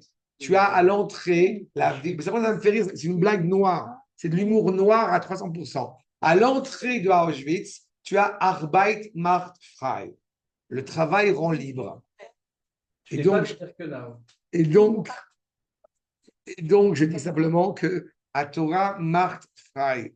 Mais en fait, au sens vrai du terme, la Torah rend profondément libre. Non. Oui, mais surtout qu'on parle d'esclavage. Regardez le Rav dans Olat Raya, accord numéro 7. C'est ça. Ah oui. Mais au sens de cela, parce qu'on va regarder. C'est ta sœur qui l'a. Les chéroutes. Regardez ce que nous dit le Rav. Justement, parce qu'on parle de ça, on est obligé de parler de passer un petit peu sur Pessah. Le marron, les herbes amères qu'on va consommer, évidemment, à Pessah. Les chéroutes, chez Isoda Yakara, c'est la reconnaissance de bien saisir que tous les cheminements d'Akadosh Baruch Hu, qu'est Torah, comme la Torah, évidemment, Itolada, Neemana, c'est l'engendrement fidèle, mais Rouvenet, les filles Amita, Teviotenu, Aklalit. En fait, la Torah est l'engendrement naturel qui nous permet de révéler notre authentique nature. Combien de fois il m'est arrivé, en citant mes maîtres, mais je trouve ça extraordinaire. Le don de la Torah a besoin d'être hétéronomique pour que tu puisses pleinement prendre conscience de ton autonomie. Et comment ça se fait qu'on utilise le terme engendrement? Sur le dos, bien sûr. C'est quoi après l'engendrement? Pour moi, engendrement, c'est de génération en génération. Pas que génération en génération, mais évidemment, il y a un engendrement qui se fait. C'est 13 fois le mot toldot apparaît dans la Torah. Les engendrements sont arrivés. Ce n'est pas que transmission. Non. C'est le sens de l'histoire. Les engendrements, comme il est l'usage de l'utiliser, c'est le sens de l'histoire. Il faut du temps à ces engendrements de pouvoir révéler. C'est chaque lettre qui est la fille de celle qui la suit, c'est ça. Qui la précède. C'est ça les engendrements. Tu transmets cela au sens où tu transmets, mais tu transmets une parole vraie encore une fois. Et je répète, tu veux révéler ton authentique nature. Tu ne peux pas la révéler quand tu te regardes dans le miroir. C'est la seule possibilité, c'est d'être conscient. C'est pas tu te regardes dans le miroir, c'est le reflet dans le miroir qui va t'expliquer qui tu es. C'est le miroir qui me regarde. Non, je pensais à Lewis Carroll à chaque fois quand je disais ça. Le au-delà du miroir. Et c'est ça. C'est le en face qui te dit qui tu es. Le don de la Torah est hétéronomique. Et pourtant, il ne peut s'adresser qu'à nous. Comme je l'ai indiqué à l'instant, je révèle mon autonomie en prenant conscience de ce don de la Torah hétéronomique. Tout ça, mais d'une grandeur géniale. Pas moi, ce que je dis, mais ce sens-là. Je parle de plus en plus. Je pense que je ne me rencontre pas comme des pas moi, mais eux. Pauvres. Non, mais c'est vrai. Les pauvres qui mettent. C'est pauvres. Non, mais c'est vrai ce que je vous dis. Tu vois, ça, je vois. Non, mais c'est cohérent. C'est très cohérent. Et je vous dis, Mitzad, Plalout des Israël, l'âme de la nation hébraïque. Encore une fois, nous entendons cela, justement, notre rapport à cette authentique liberté. Je suis rattaché à l'ordre divin pour être profondément moi-même. Ça veut dire en fait que la Torah nous permet, nous donne les outils pour être libre et être profondément nous-mêmes. Sans le et. La Torah nous donne les ustensiles, les outils pour être libre et donc nous-mêmes. En fait, c'est être nous-mêmes. C'est intrinsèque en tant que tel. La Torah, c'est nous, nous, c'est la Torah. Oui, surtout, ça veut dire aussi qu'il n'y a pas de liberté différente de ce que je suis. Il n'y a pas une liberté différente de ce que je suis. C'est ça. Oui. C'est en étant ce que je suis, je suis libre. Tu vis dans le leurre de croire que tu es libre quand tu fais autre chose que la Torah. C'est pas vrai. Ça veut dire que On est profondément libre quand on on est rattaché à la Torah. Être librement nous-mêmes. C'est ça, exactement. Quand on a résolu, J'ai pas entendu, pardon. Quand on a résolu ces contradictions, à ce moment-là, Et même la contradiction, elle fait partie du projet. les contradictions. Même par la rapport à contradiction, quoi? elle est nécessaire au projet. donc, c'est pas- Oui, mais encore une fois, on n'est pas, Mais comme on a la on n'est Torah, pas, ça nous encore une fois, on n'est pas au aide, monastère, comme je sais très bien. C'est-à-dire que résoudre ces pulsions, ça va se faire après 120 ans. Après 120 ans, on va être tranquille. Oh, bah dis donc, D'accord? Mais C'est avant sûr, 120 ça. ans, il y a du travail. vous avez une garantie de ça? Après 120 ans, oui. Ah ouais, après ça, on prend c'est calme. Après 120 ans, c'est calme, ça, c'est silencieux. Ah bah, on est chez moi. D'accord? Et nous, ce que nous évoquons, c'est pas ça. Ce que nous évoquons, c'est la possibilité d'atteindre cette authentique liberté ici, dans la réalité du monde dans lequel nous vivons. C'est pour ça qu'il est essentiel. Tu sais que le don de la Torah, quand on te dit que les tables ont été gravées, et que le terme en hébreu, n'est-ce pas, c'est charout, la tikra charout et la cherout. Il y a deux manières de graver. C'est un détail qui est quand même, encore une fois, extraordinaire. Tu mets de l'encre sur la pierre, c'est une première façon. Mais ce qu'on évoque ici, ce n'est pas ça. C'est graver du dedans de la pierre. Ouais. Ça veut dire que ton rapport à la liberté est presque irrémédiable. Pas presque, il est totalement, à l'échelle de la nation, Knesset Israël, il est totalement irrémédiable. Parce que tu es cet être-là. Tu es le Fils de Dieu. Tu es, encore une fois, cette authenticité-là. Donc, comme on a dit, être esclave, ça ne peut être que micré. Nous venons enseigner au monde que, eh bien, le transcendant se révèle dans ce monde. Et donc, du coup, c'est ce qui donne, comme j'aime à le dire, le sens à ce monde.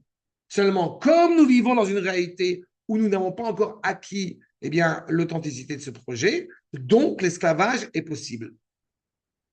Mais cet esclavage-là, on ne doit pas le prendre comme étant, eh bien, une tare, comme étant une souffrance, au contraire. Non, ça doit être pris justement. Regardez ce que nous dit. Alken, acheruta amiti, ou leitpateach, al yedei ateva apnimi, belo iruv, isodot zarim ameikim. L'authentique liberté est donc le développement grâce à mon authentique nature interne, sans aucun mélange, sans aucune scorie étrangère qui pourrait empêcher à cette liberté d'être. Avant que vous me fassiez comment dirais-je, une remarque sur le Cherut Amiti, non, il n'y a pas de faute de frappe. Cherut Amiti plutôt que Cherut Amitit. Le Rav Kook dit un truc ici extraordinaire. Je ne sais pas ce que tu comprends dans derer, mais la notion, c'est ça. Mais Cherut Amiti, c'est pour dire que nous devons nous battre pour cette liberté. C'est une réalité active. On ne reçoit pas la liberté. Alors, justement, Cherut Amiti, ça veut dire que nous nous engageons sur la voie de la liberté. Et Dieu sait combien c'est compliqué. Dieu sait combien c'est difficile. D'accord? Je vais vous dire un détail vraiment purement formel, qui m'est arrivé ce Shabbat. Quelqu'un me pose une question, je commence à répondre, et il passe, j'ai l'habitude avec ce jeune homme, et il passe à parler avec quelqu'un d'autre. J'ai fait, ah oui, j'ai oublié que quand tu me demandes une question, tu veux parler avec moi, en fait, tu ne me parles pas, tu passes à autre chose. C'est pas très agréable et c'est très discourtois. Un Israélien. Et celui qui est à côté de moi, il a vu comment j'ai réagi. L'autre, il s'est mis à réagir. Oui, je parle avec lui. Non, je fais juste un constat. Tu parles mal, donc je te réponds mal. C'est sympa. Voilà. Oui, mais quand je vois une réalité de quelqu'un, encore une fois, qui n'est pas cohérent par rapport, alors je peux être très tolérant, je peux être très patient, mais il y a un moment donné, ça suffit. Comme j'aime à le dire, malheureusement, pourquoi moi, j'aurais un ulcère dans l'estomac plutôt que lui? Est-ce que lui, il l'entend? s'il l'a compris et s'il l'a entendu. En tous les cas, je vais te dire un truc comme j'ai l'habitude de l'expliquer.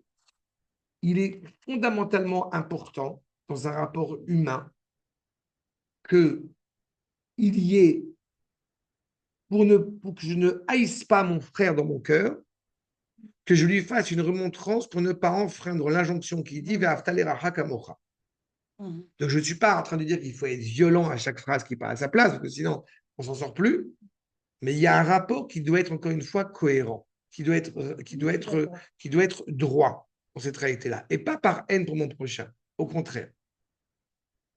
Mais on a tellement, justement, vécu dans un environnement qui se dit pseudo-libre, comme j'insiste, et qui en réalité ne l'est pas. Donc, il y a une cohérence vis-à-vis du projet divin. Et c'est ça qui, à mes yeux, encore une fois, porte tout son sens. Mais je répète, c'est quelque chose qui doit être inhérent à nous, parce que nous sommes Israël, seulement. Comme, regarde la suite, comme, donc encore une fois, Zeu Omna Mitzad Etzem Teva Anefesh. Donc il y a une réalité profondément libre qui anime Israël en tant que tel. Ava Yeshnam Gam Sigim Shenit Bekubanu. Nous avons des scories qui sont collées à nous. Il faut s'en libérer. Comment on nettoie l'argent qui a été un petit peu souillé? Parfois, ça fait un peu mal.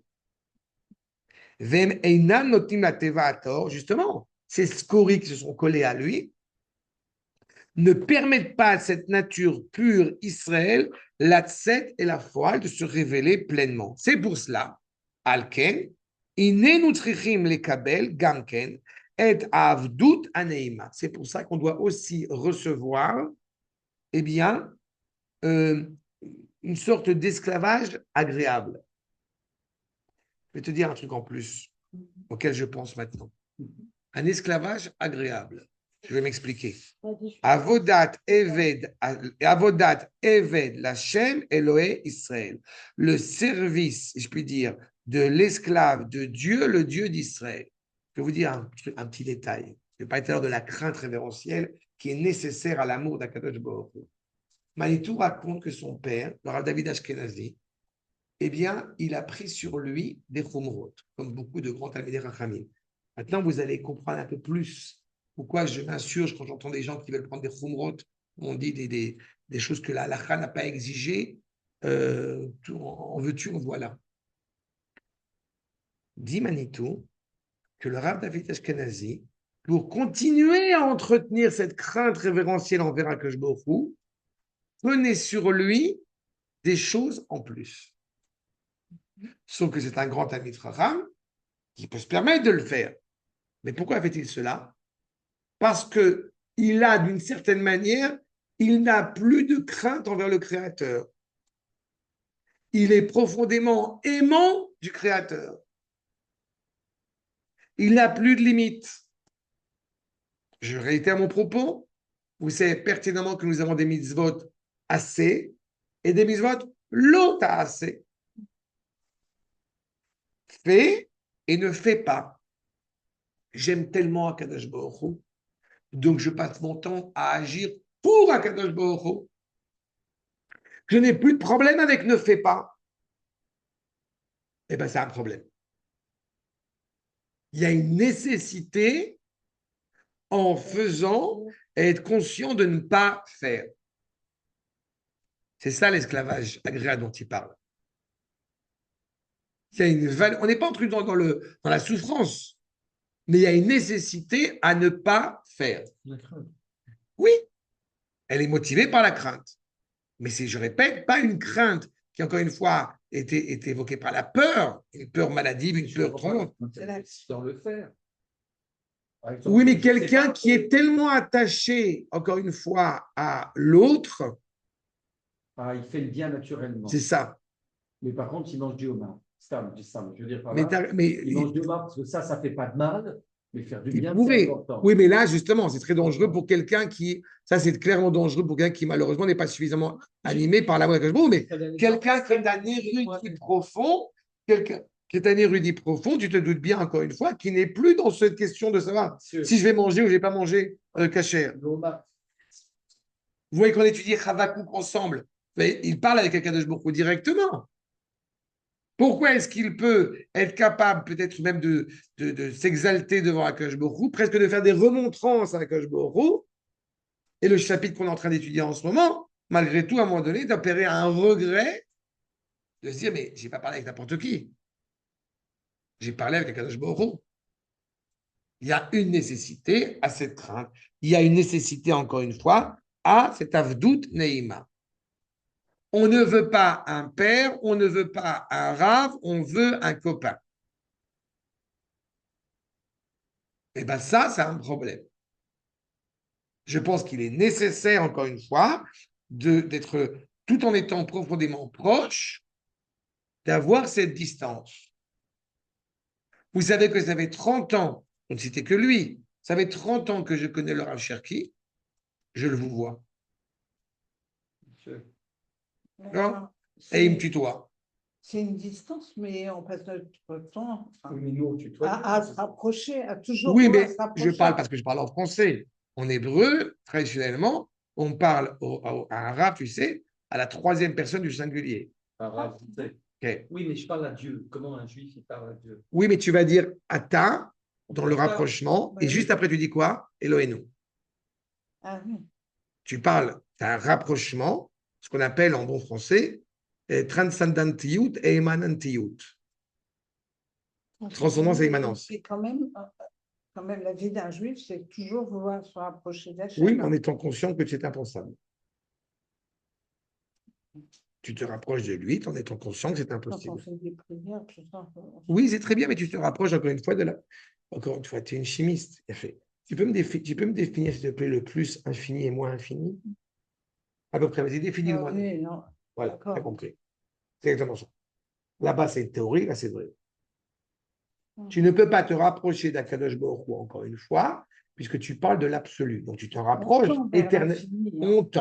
On tend, on s'adresse à l'infini, on lui dit tu à l'infini, on est proche de l'infini, et malgré tout, il y a une distance qui est, encore une fois, irréversible. Sur le mouvement, de toute façon. C'est ça. Mais donc, le danger, encore une fois, c'est que quand j'étais dans un environnement soumis à l'ordre de la nature, je me suis enfermé dans un cadre, l'argent est devenu, entre guillemets, souillé, et je veux nettoyer, me désintoxiquer de cette mécompréhension. Il n'y a aucun juif qui est plus proche d'Hachem qu'un autre. Ça, c'est autre chose. Si on prend cette... Non, ça, c'est autre chose. Ce que tu dis maintenant, c'est encore autre chose. C'est encore autre chose. La notion de proximité avec Akadosh Baruch Hu, d'abord, Akadosh Baruch Hu lui-même ne bouge pas, comme tu le sais, il est immuable. C'est le sentiment que nous, on a. Mais je pense qu'il est quand même relativement honnête et cohérent vis-à-vis de lui-même. C'est pertinemment que je ne peux pas être proche d'Akadosh Baruch Hu si je ne suis pas, je ne m'efforce pas à améliorer ma parole, ma pensée et mes actes. D'accord? Cette idée de dire que tout le monde est aussi proche d'Akadosh Baruch Hu, je trouve ça totalement absurde. Il vit en nous. Quelque part, il vit en nous. Il vit en nous. Vas-y, chaud. Chacun d'entre nous est une partie de Dieu. Voilà, c'est dit. Tu vois C'est qui? On prend des parties de cours. Non, que Dieu préserve. Quand tu fais Shabbat, tu es plus proche d'Akadosh Baruch Hu qui ne fait pas Shabbat. Il ne faut pas avoir peur de le dire. Quand on étudie la Torah, on est plus proche d'Akadosh Baruch Hu quand on n'étudie pas la Torah. Et c'est quelque chose qui me paraît encore une fois essentiel. On a peur de le dire. Tu ne fais pas en accord avec les Shulchan Aruch, mais le plus important, c'est d'être un être humain. Non! La volonté pour être proche d'Akadosh Baruch Hu, c'est de faire ce qu'Akadosh Baruch Hu attend de moi. Ma femme, elle veut des fleurs, et j'aime beaucoup ma femme, et ma femme elle-même, donc je lui apporte des pissenlits. Non, mais d'accord?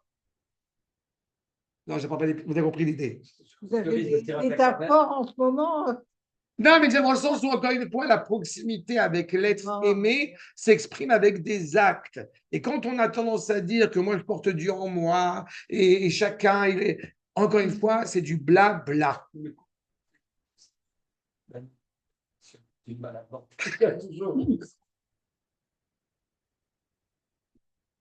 D'accord? Mais c'est pour ça que j'insiste. Il faut se nettoyer. Et se nettoyer, c'est ce qu'on est en train de dire maintenant. Se nettoyer, justement, parce que nous sommes esclaves de nous-mêmes. Nous sommes esclaves parfois de ce qui nous rend, encore une fois, plaisir, sans être réellement rattachés à quelque chose qui est authentique et cohérent. Et c'est ça toute la difficulté. Donc, il faut se laver, donc il faut se nettoyer, donc il faut enlever toutes ces scories-là qui nous ont, encore une fois, parsemés pendant 2000 ans d'exil. C'est ça. C'est pour ça que j'ai indiqué. Sortons de l'esclave de noir avec les menottes. On parle d'un esclavagisme, encore une fois, qui peut être le plus confortable possible. Et qui pourtant est faux, qui pourtant est abject. Je l'ai indiqué dans le titre même. Cherut pnimit, moul shiabut chitzoni. Qui est réellement libre et qui est réellement esclave? La liberté interne face à l'esclavage extérieur. Mais on est confronté à ça, mais constamment. Et c'est ça toute la difficulté. Je reprends avec votre permission. Chez Zaki Sharon Kinyano, Gamken, Be Avdout Shel Mitzrayim. Même en Égypte, on a appris justement à être libre. On se croyait libre en Égypte. La preuve, c'est qu'on a commencé à s'installer en Égypte. Donc on est libre. Sheomnam, Achre Sheyasuru Mitanu, Kol Hatzdadim Haraim Shel Avdout, une fois qu'on va arriver à se libérer de tous ces, encore une fois, de tous ces enclins à l'esclavage, il va rester, eh bien, la dimension belle qu'il y a dedans. Un exemple très concret. Le don de soi des musulmans et terroristes, djihad. Vous comprenez quelque chose de beau là-dedans? C'est totalement abject, totalement affreux, mais il y a quelque chose qui est profondément, malheureusement, extraordinaire. Je pèse mes mots, malheureusement extraordinaire. Ils sont prêts à mourir pour cet idéal qui est totalement affreux. Non, mais nous aussi, on est prêts à mourir pour l'idéal. Je te répète. Pas pareil. Ils aiment la mort, c'est ça. Mais encore une fois, on n'est pas en train de louer cette réalité-là. Mais cet idéal auquel ils sont rattachés. Je vais te dire ce qu'il y a de beau. Ce que j'ai souvent cité, c'est ce que dit Harel Sharvit. C'est ce que dit Harel Sharvit à Shemikom Damo, quand il était dans toutes les maisons à Gaza.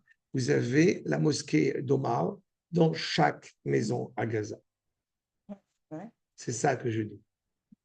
Ça veut dire que malheureusement, je ne suis pas certain que dans toutes les maisons, j'étais chez mon fils la semaine dernière et à la Yeshiva, il y avait des questions, est-ce qu'on attend le Mashiach ou non? Est-ce que les copains me demandaient, etc. Et est-ce qu'on doit vraiment croire que le Mashiach va arriver chaque jour? Mais s'il y a des élections et que quelqu'un va accomplir les missions qui lui sont nécessaires, alors très bien, etc.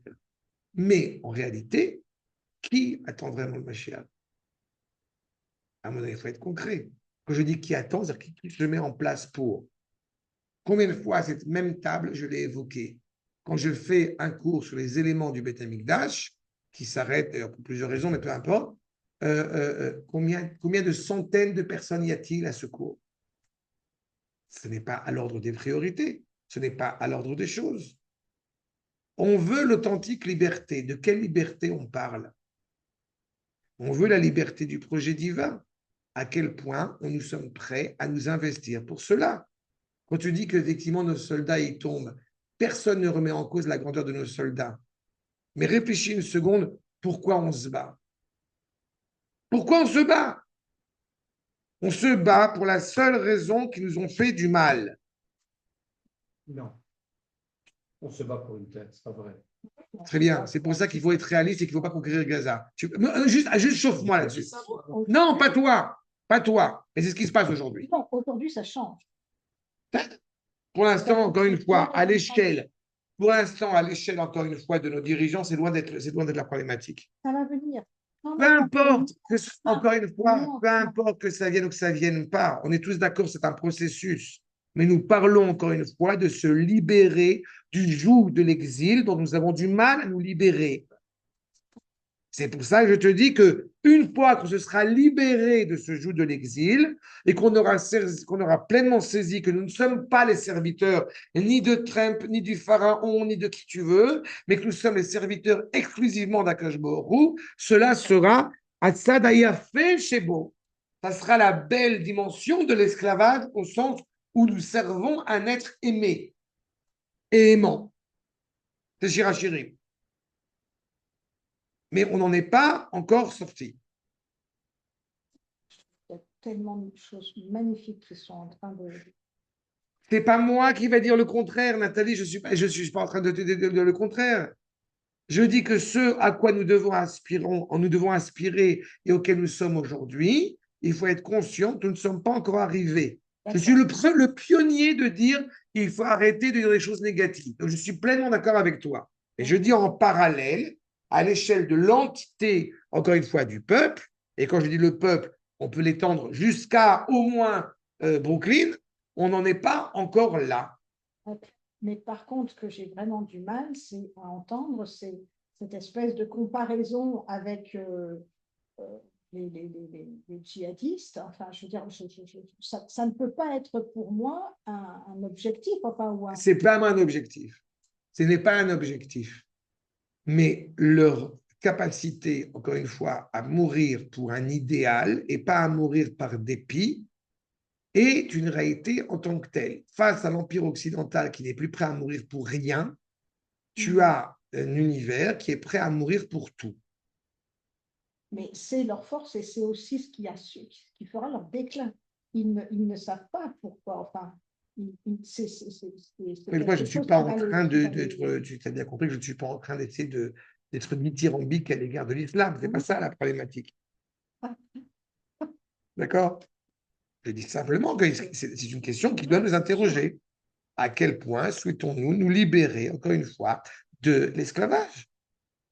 Moi, je vois aujourd'hui, Tsahal, ils sont capables, enfin, je veux dire, de chanter. Mais on est tous d'accord, parce qu'il y a encore une chose qui sort, on est tous d'accord qu'il y a une évolution, et encore une fois, je ne pense pas aux soldats quand je dis ce que je dis. Les soldats sont extraordinaires, ce n'est pas ça la problématique.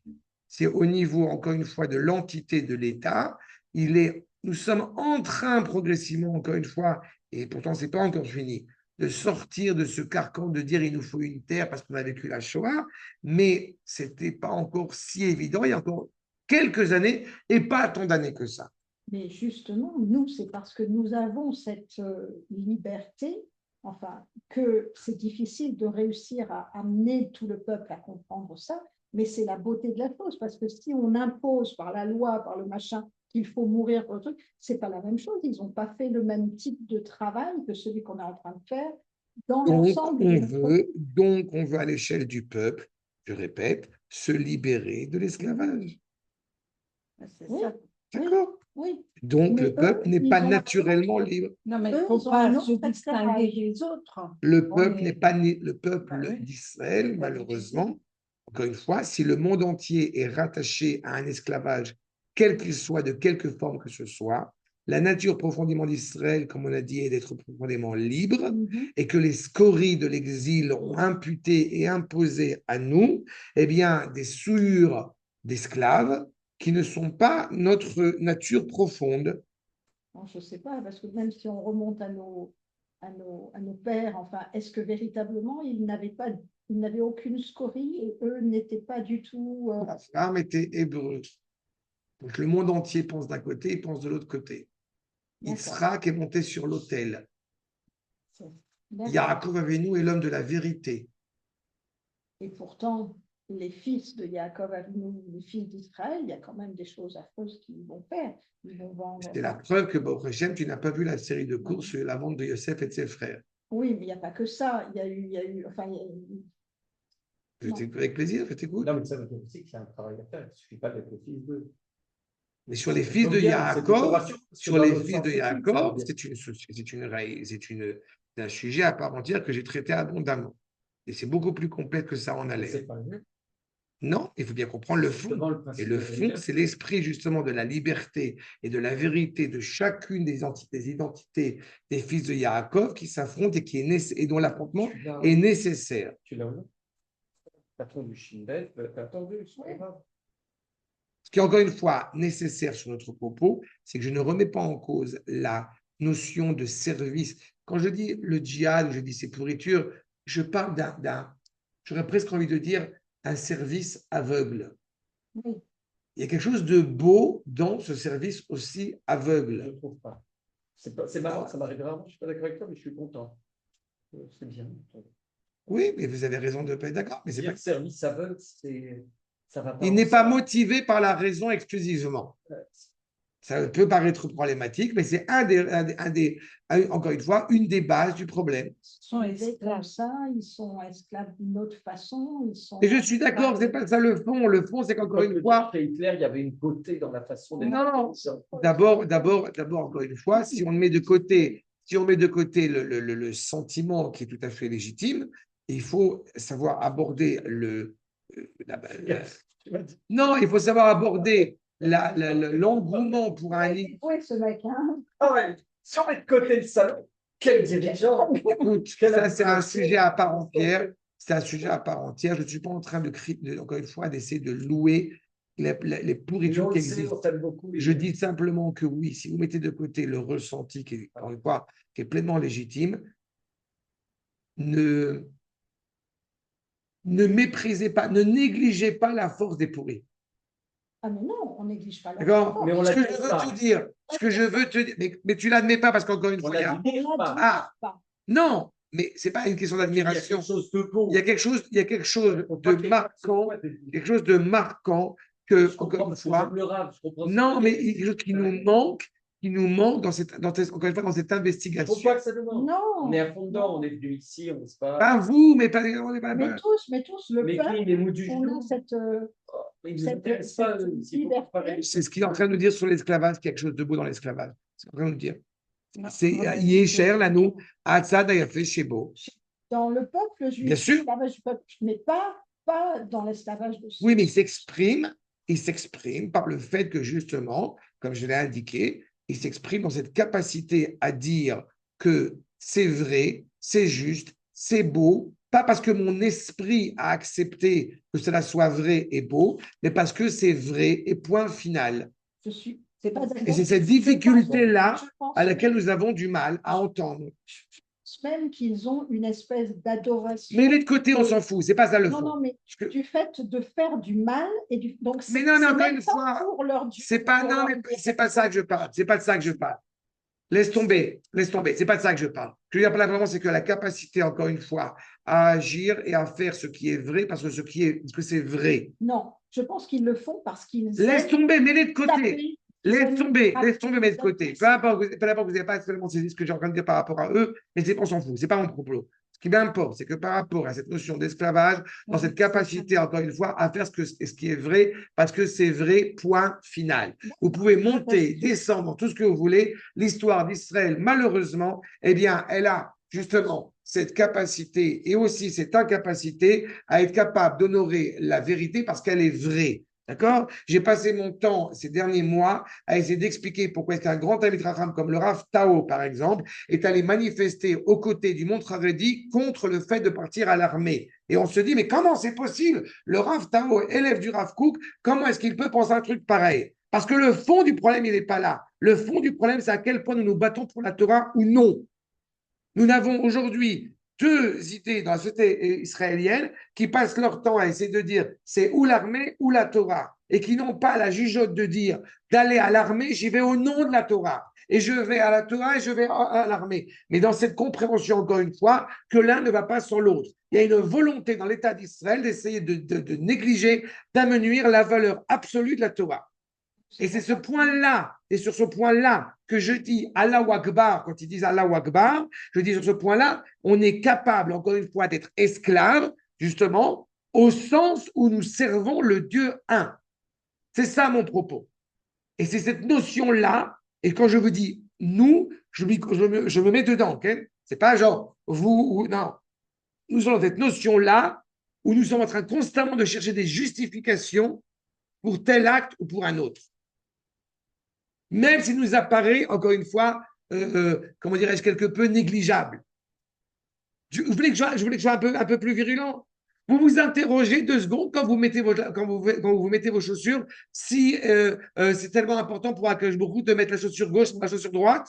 Toi, oui, c'est très bien. Tu peux me dire que 6 millions de personnes dans l'État d'Israël le pensent?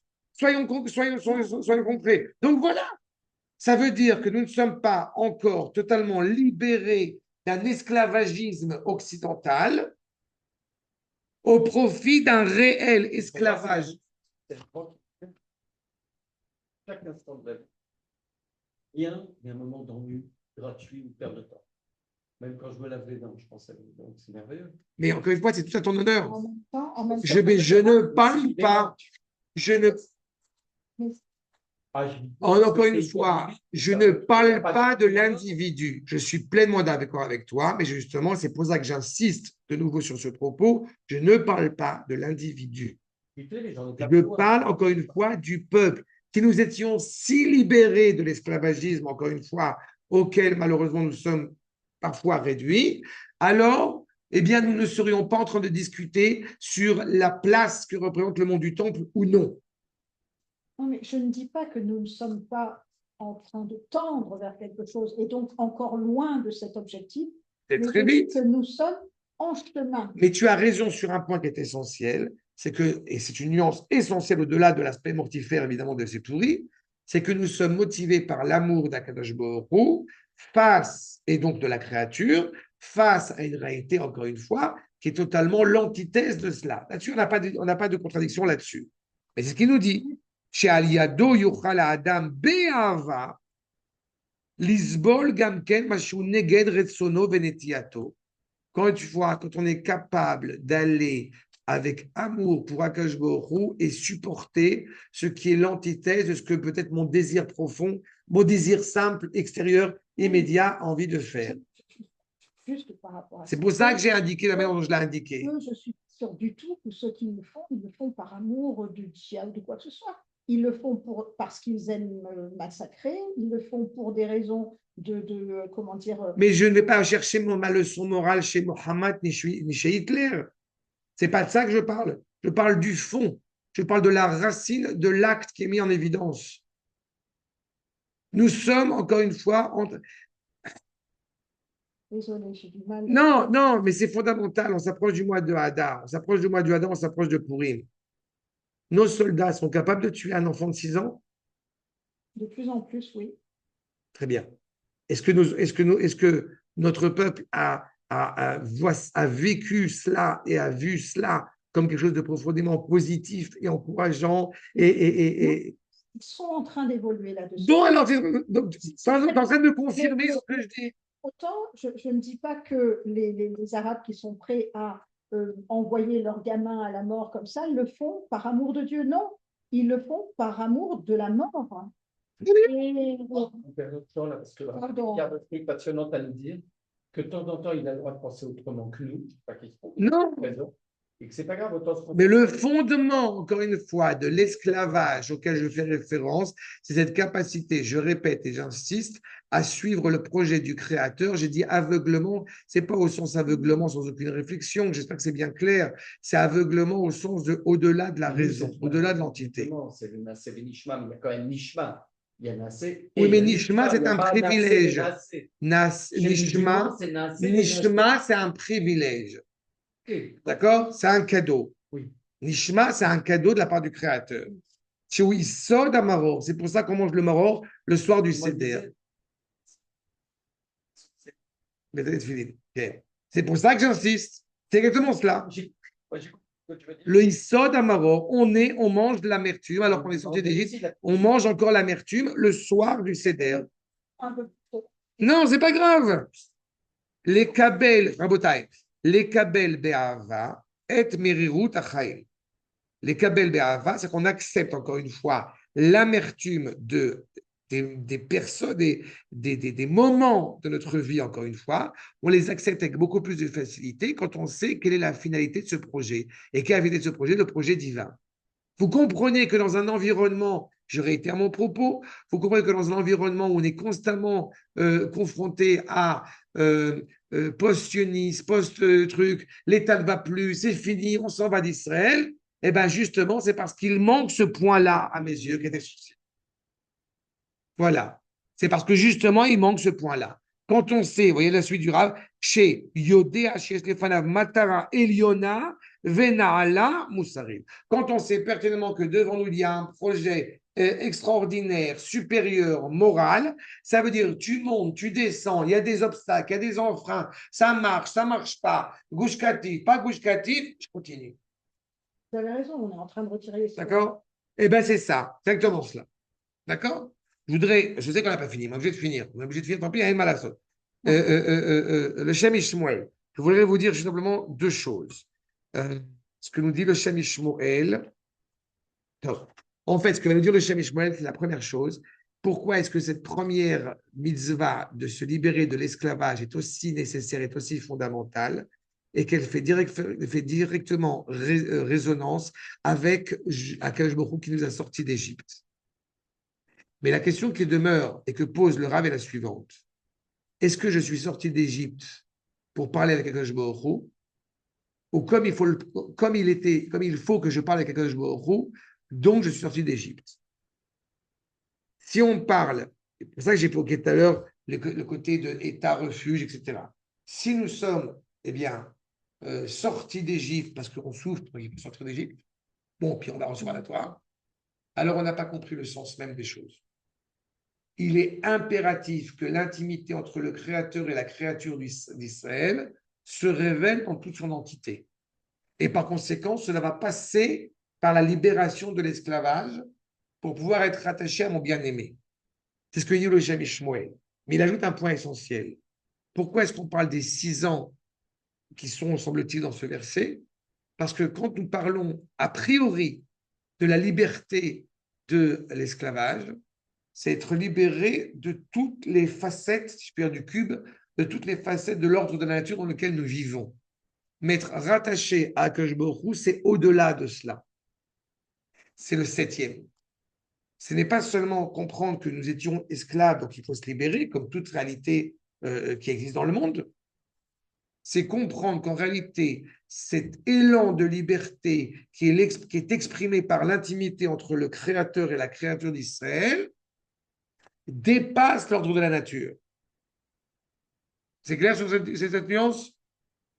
Je peux être esclave toute ma vie, tout en touchant $1 milliard par mois. Oui. N'est-ce pas? Et je peux être libre toute ma vie en ayant une petite maison. D'où ça sort? Parce que je sais pourquoi je vis. Je sais pourquoi j'existe. Si je suis sorti d'Égypte pour rester un Égyptien, je n'ai pas compris le sens de ma sortie d'Égypte.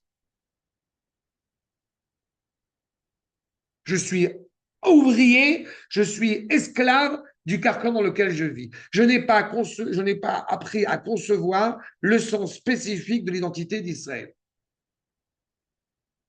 C'est pour ça que j'utilisais plein d'illustrations pour essayer de vous faire saisir cette problématique-là. Parce que extérieurement, tu peux être esclave. Et pourtant, je ne suis pas esclave.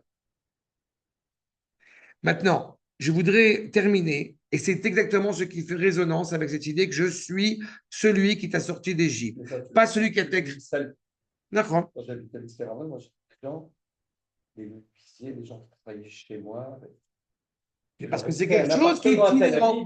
Il y a Pénode. C'est exactement inhérent à la. L'appartement Tel Aviv, il n'a qu'une angoisse, c'est le prochain million qui va. C'est exactement inhérent à au retrouvailles du peuple avec sa terre et donc avec son Dieu. Pourquoi on n'a pas dit, pourquoi Akadosh Baruch Hu ne s'est pas présenté à nous en nous disant je suis celui qui a créé le monde? Parce que on aurait pu dire oui, on est tout à fait semblable aux autres pays. Les Noirs, les Allemands, les Blancs, ce que vous voulez. Non, il y a une spécificité entre Akadosh Baruch Hu et Am Israël qui nous permet d'être profondément rattachés à cette authentique liberté absolue. Quand une fois, d'un côté, on tend vers l'absolu, d'un autre côté, on en fait partie. Je voudrais terminer avec un maître de la Chassidut que j'ai trouvé qui donne un sens supplémentaire à tout ce que nous venons d'évoquer. Je veux dire, à titre personnel, comment est-ce qu'on le prend?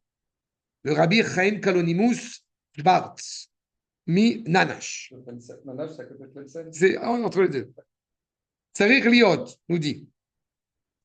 Tzarich liot tamid moul enav le'an ta'oler. Que tu saches constamment devant tes yeux où tu vas. Vezeh sheramza kana Torah. C'est ce que nous a dit la Torah. En disant, ki tikene. Tikene, c'est-à-dire que tu veux acquérir quelque chose d'authentique, de réel. le kinyan. Tirtse liknot lecha shlemut anefesh. Tu veux être cohérent vis-à-vis de toi-même. Tu veux être l'expression de la perfection humaine, si je puis dire, c'est-à-dire souhaitée, voulue par le Créateur. Sheye nikra kinyan al shimcha. Tu veux être réellement qui tu dois être. Tu veux avoir ton nom. Icholiot rak al derech hazeh. Tu ne peux le faire qu'une seule manière, que d'un seul chemin, en étant esclave. Shetie tamid Keved les kabel marout, que tu sois esclave constamment en acceptant de recevoir, je veux dire, l'autorité. L'autorité, la samchut, ol, on reçoit sur soi, c'est pour ça que je vous indiquais ce que vous avez indiqué tout à l'heure. On reçoit sur soi le joug divin, le joug. C'est pas pastoral, c'est pas le joug. Oui, je l'assume. Rag bederech chazou. C'est uniquement selon cette manière-là et à cette seule condition. Si toujours se trouvera devant tes yeux, chez Ata Eved. C'est-à-dire Ata liot Eved la Neshama. Tu veux être esclave de qui? De ta Neshama. Je vais le dire autrement. Quand on a faim, on a le ventre qui gargouille. Quand on n'a pas fait mincha, est-ce qu'on a le ventre qui gargouille? C'est clair comme ça? C'est exactement la problématique. Si on ne sent pas un problème d'oxygène quand on n'a pas encore fait Arvit, bah c'est qu'on n'a pas encore compris ce qu'on fait. Vegan ivri et aussi hébreu.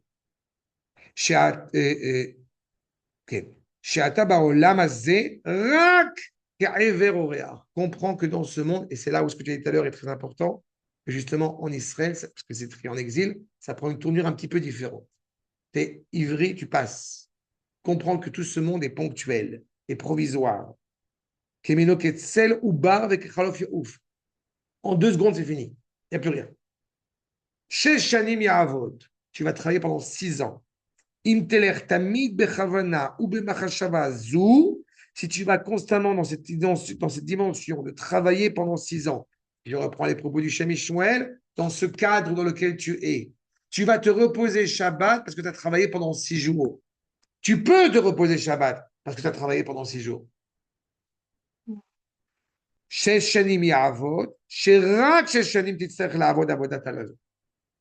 auras le privilège de n'avoir à travailler que pendant 6 ans. Parce que la 7e année, Yatzer Chofshi. Tu es Ben Chorin Miayetzer, tu seras totalement libéré de ton instinct. De ton instinct qui te pousse à aller vers le bas. Je me permettrai, peut-être pour rendre les choses encore un peu plus simple, un peu plus clair, peut-on, entre guillemets, nous libérer de la loi de l'apesanteur? La réponse est oui. C'est clair comme ça? Oui, pas de manière. Oui, mais pas dans ce sens-là. Mais si. Oui, mais tu as raison. Mais ce n'est pas dans ce sens-là que je l'évoquais. Il y a plein de choses. Cette idée de savoir, encore une fois, que ce qui te rattache à l'absolu, la tête dans le ciel. Il faut avoir les pieds sur terre, la tête dans le ciel. D'accord? Être libéré de l'esclavage, je répète, c'est être libéré de tous les carcans qui veulent essayer de m'empêcher d'être moi-même. Et Dieu sait combien cela est compliqué, je répète, en société. C'est pour ça que cela se construit d'abord intérieurement pour pouvoir après s'assumer extérieurement. Mais si on vous suit, même la terre d'Israël, elle est esclave. Tu peux être esclave de la terre d'Israël. Non, mais même la terre elle-même, elle est esclave d'elle-même, puisqu'elle elle travaille pendant 6 ans, et après, c'est justement, la terre et l'homme sont intimement rattachés l'un à l'autre. La terre d'Israël est l'expression de la bonne. Elle n'est pas esclave. C'est-à-dire que l'homme n'est pas esclave, la terre n'est pas esclave. L'homme d'Israël et la terre d'Israël ne sont pas esclaves, ils sont en symbiose tous les deux.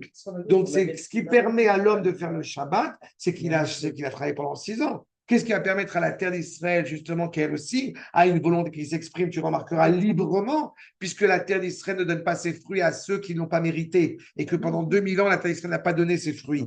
Et quand Am Israël revient sur sa terre, la terre exprime pleinement sa liberté, sa volonté libre, de retrouver son authenticité grâce à Israël installé sur elle. Donc, tu as une pleine liberté pareille de la terre, mais là où tu as raison, c'est que justement, on peut être aussi esclave de la terre si on oublie la Shemitah. Mais ça, c'est un autre sujet. D'accord? C'est clair à Botaï? C'est bon, c'est rentré? Très, très.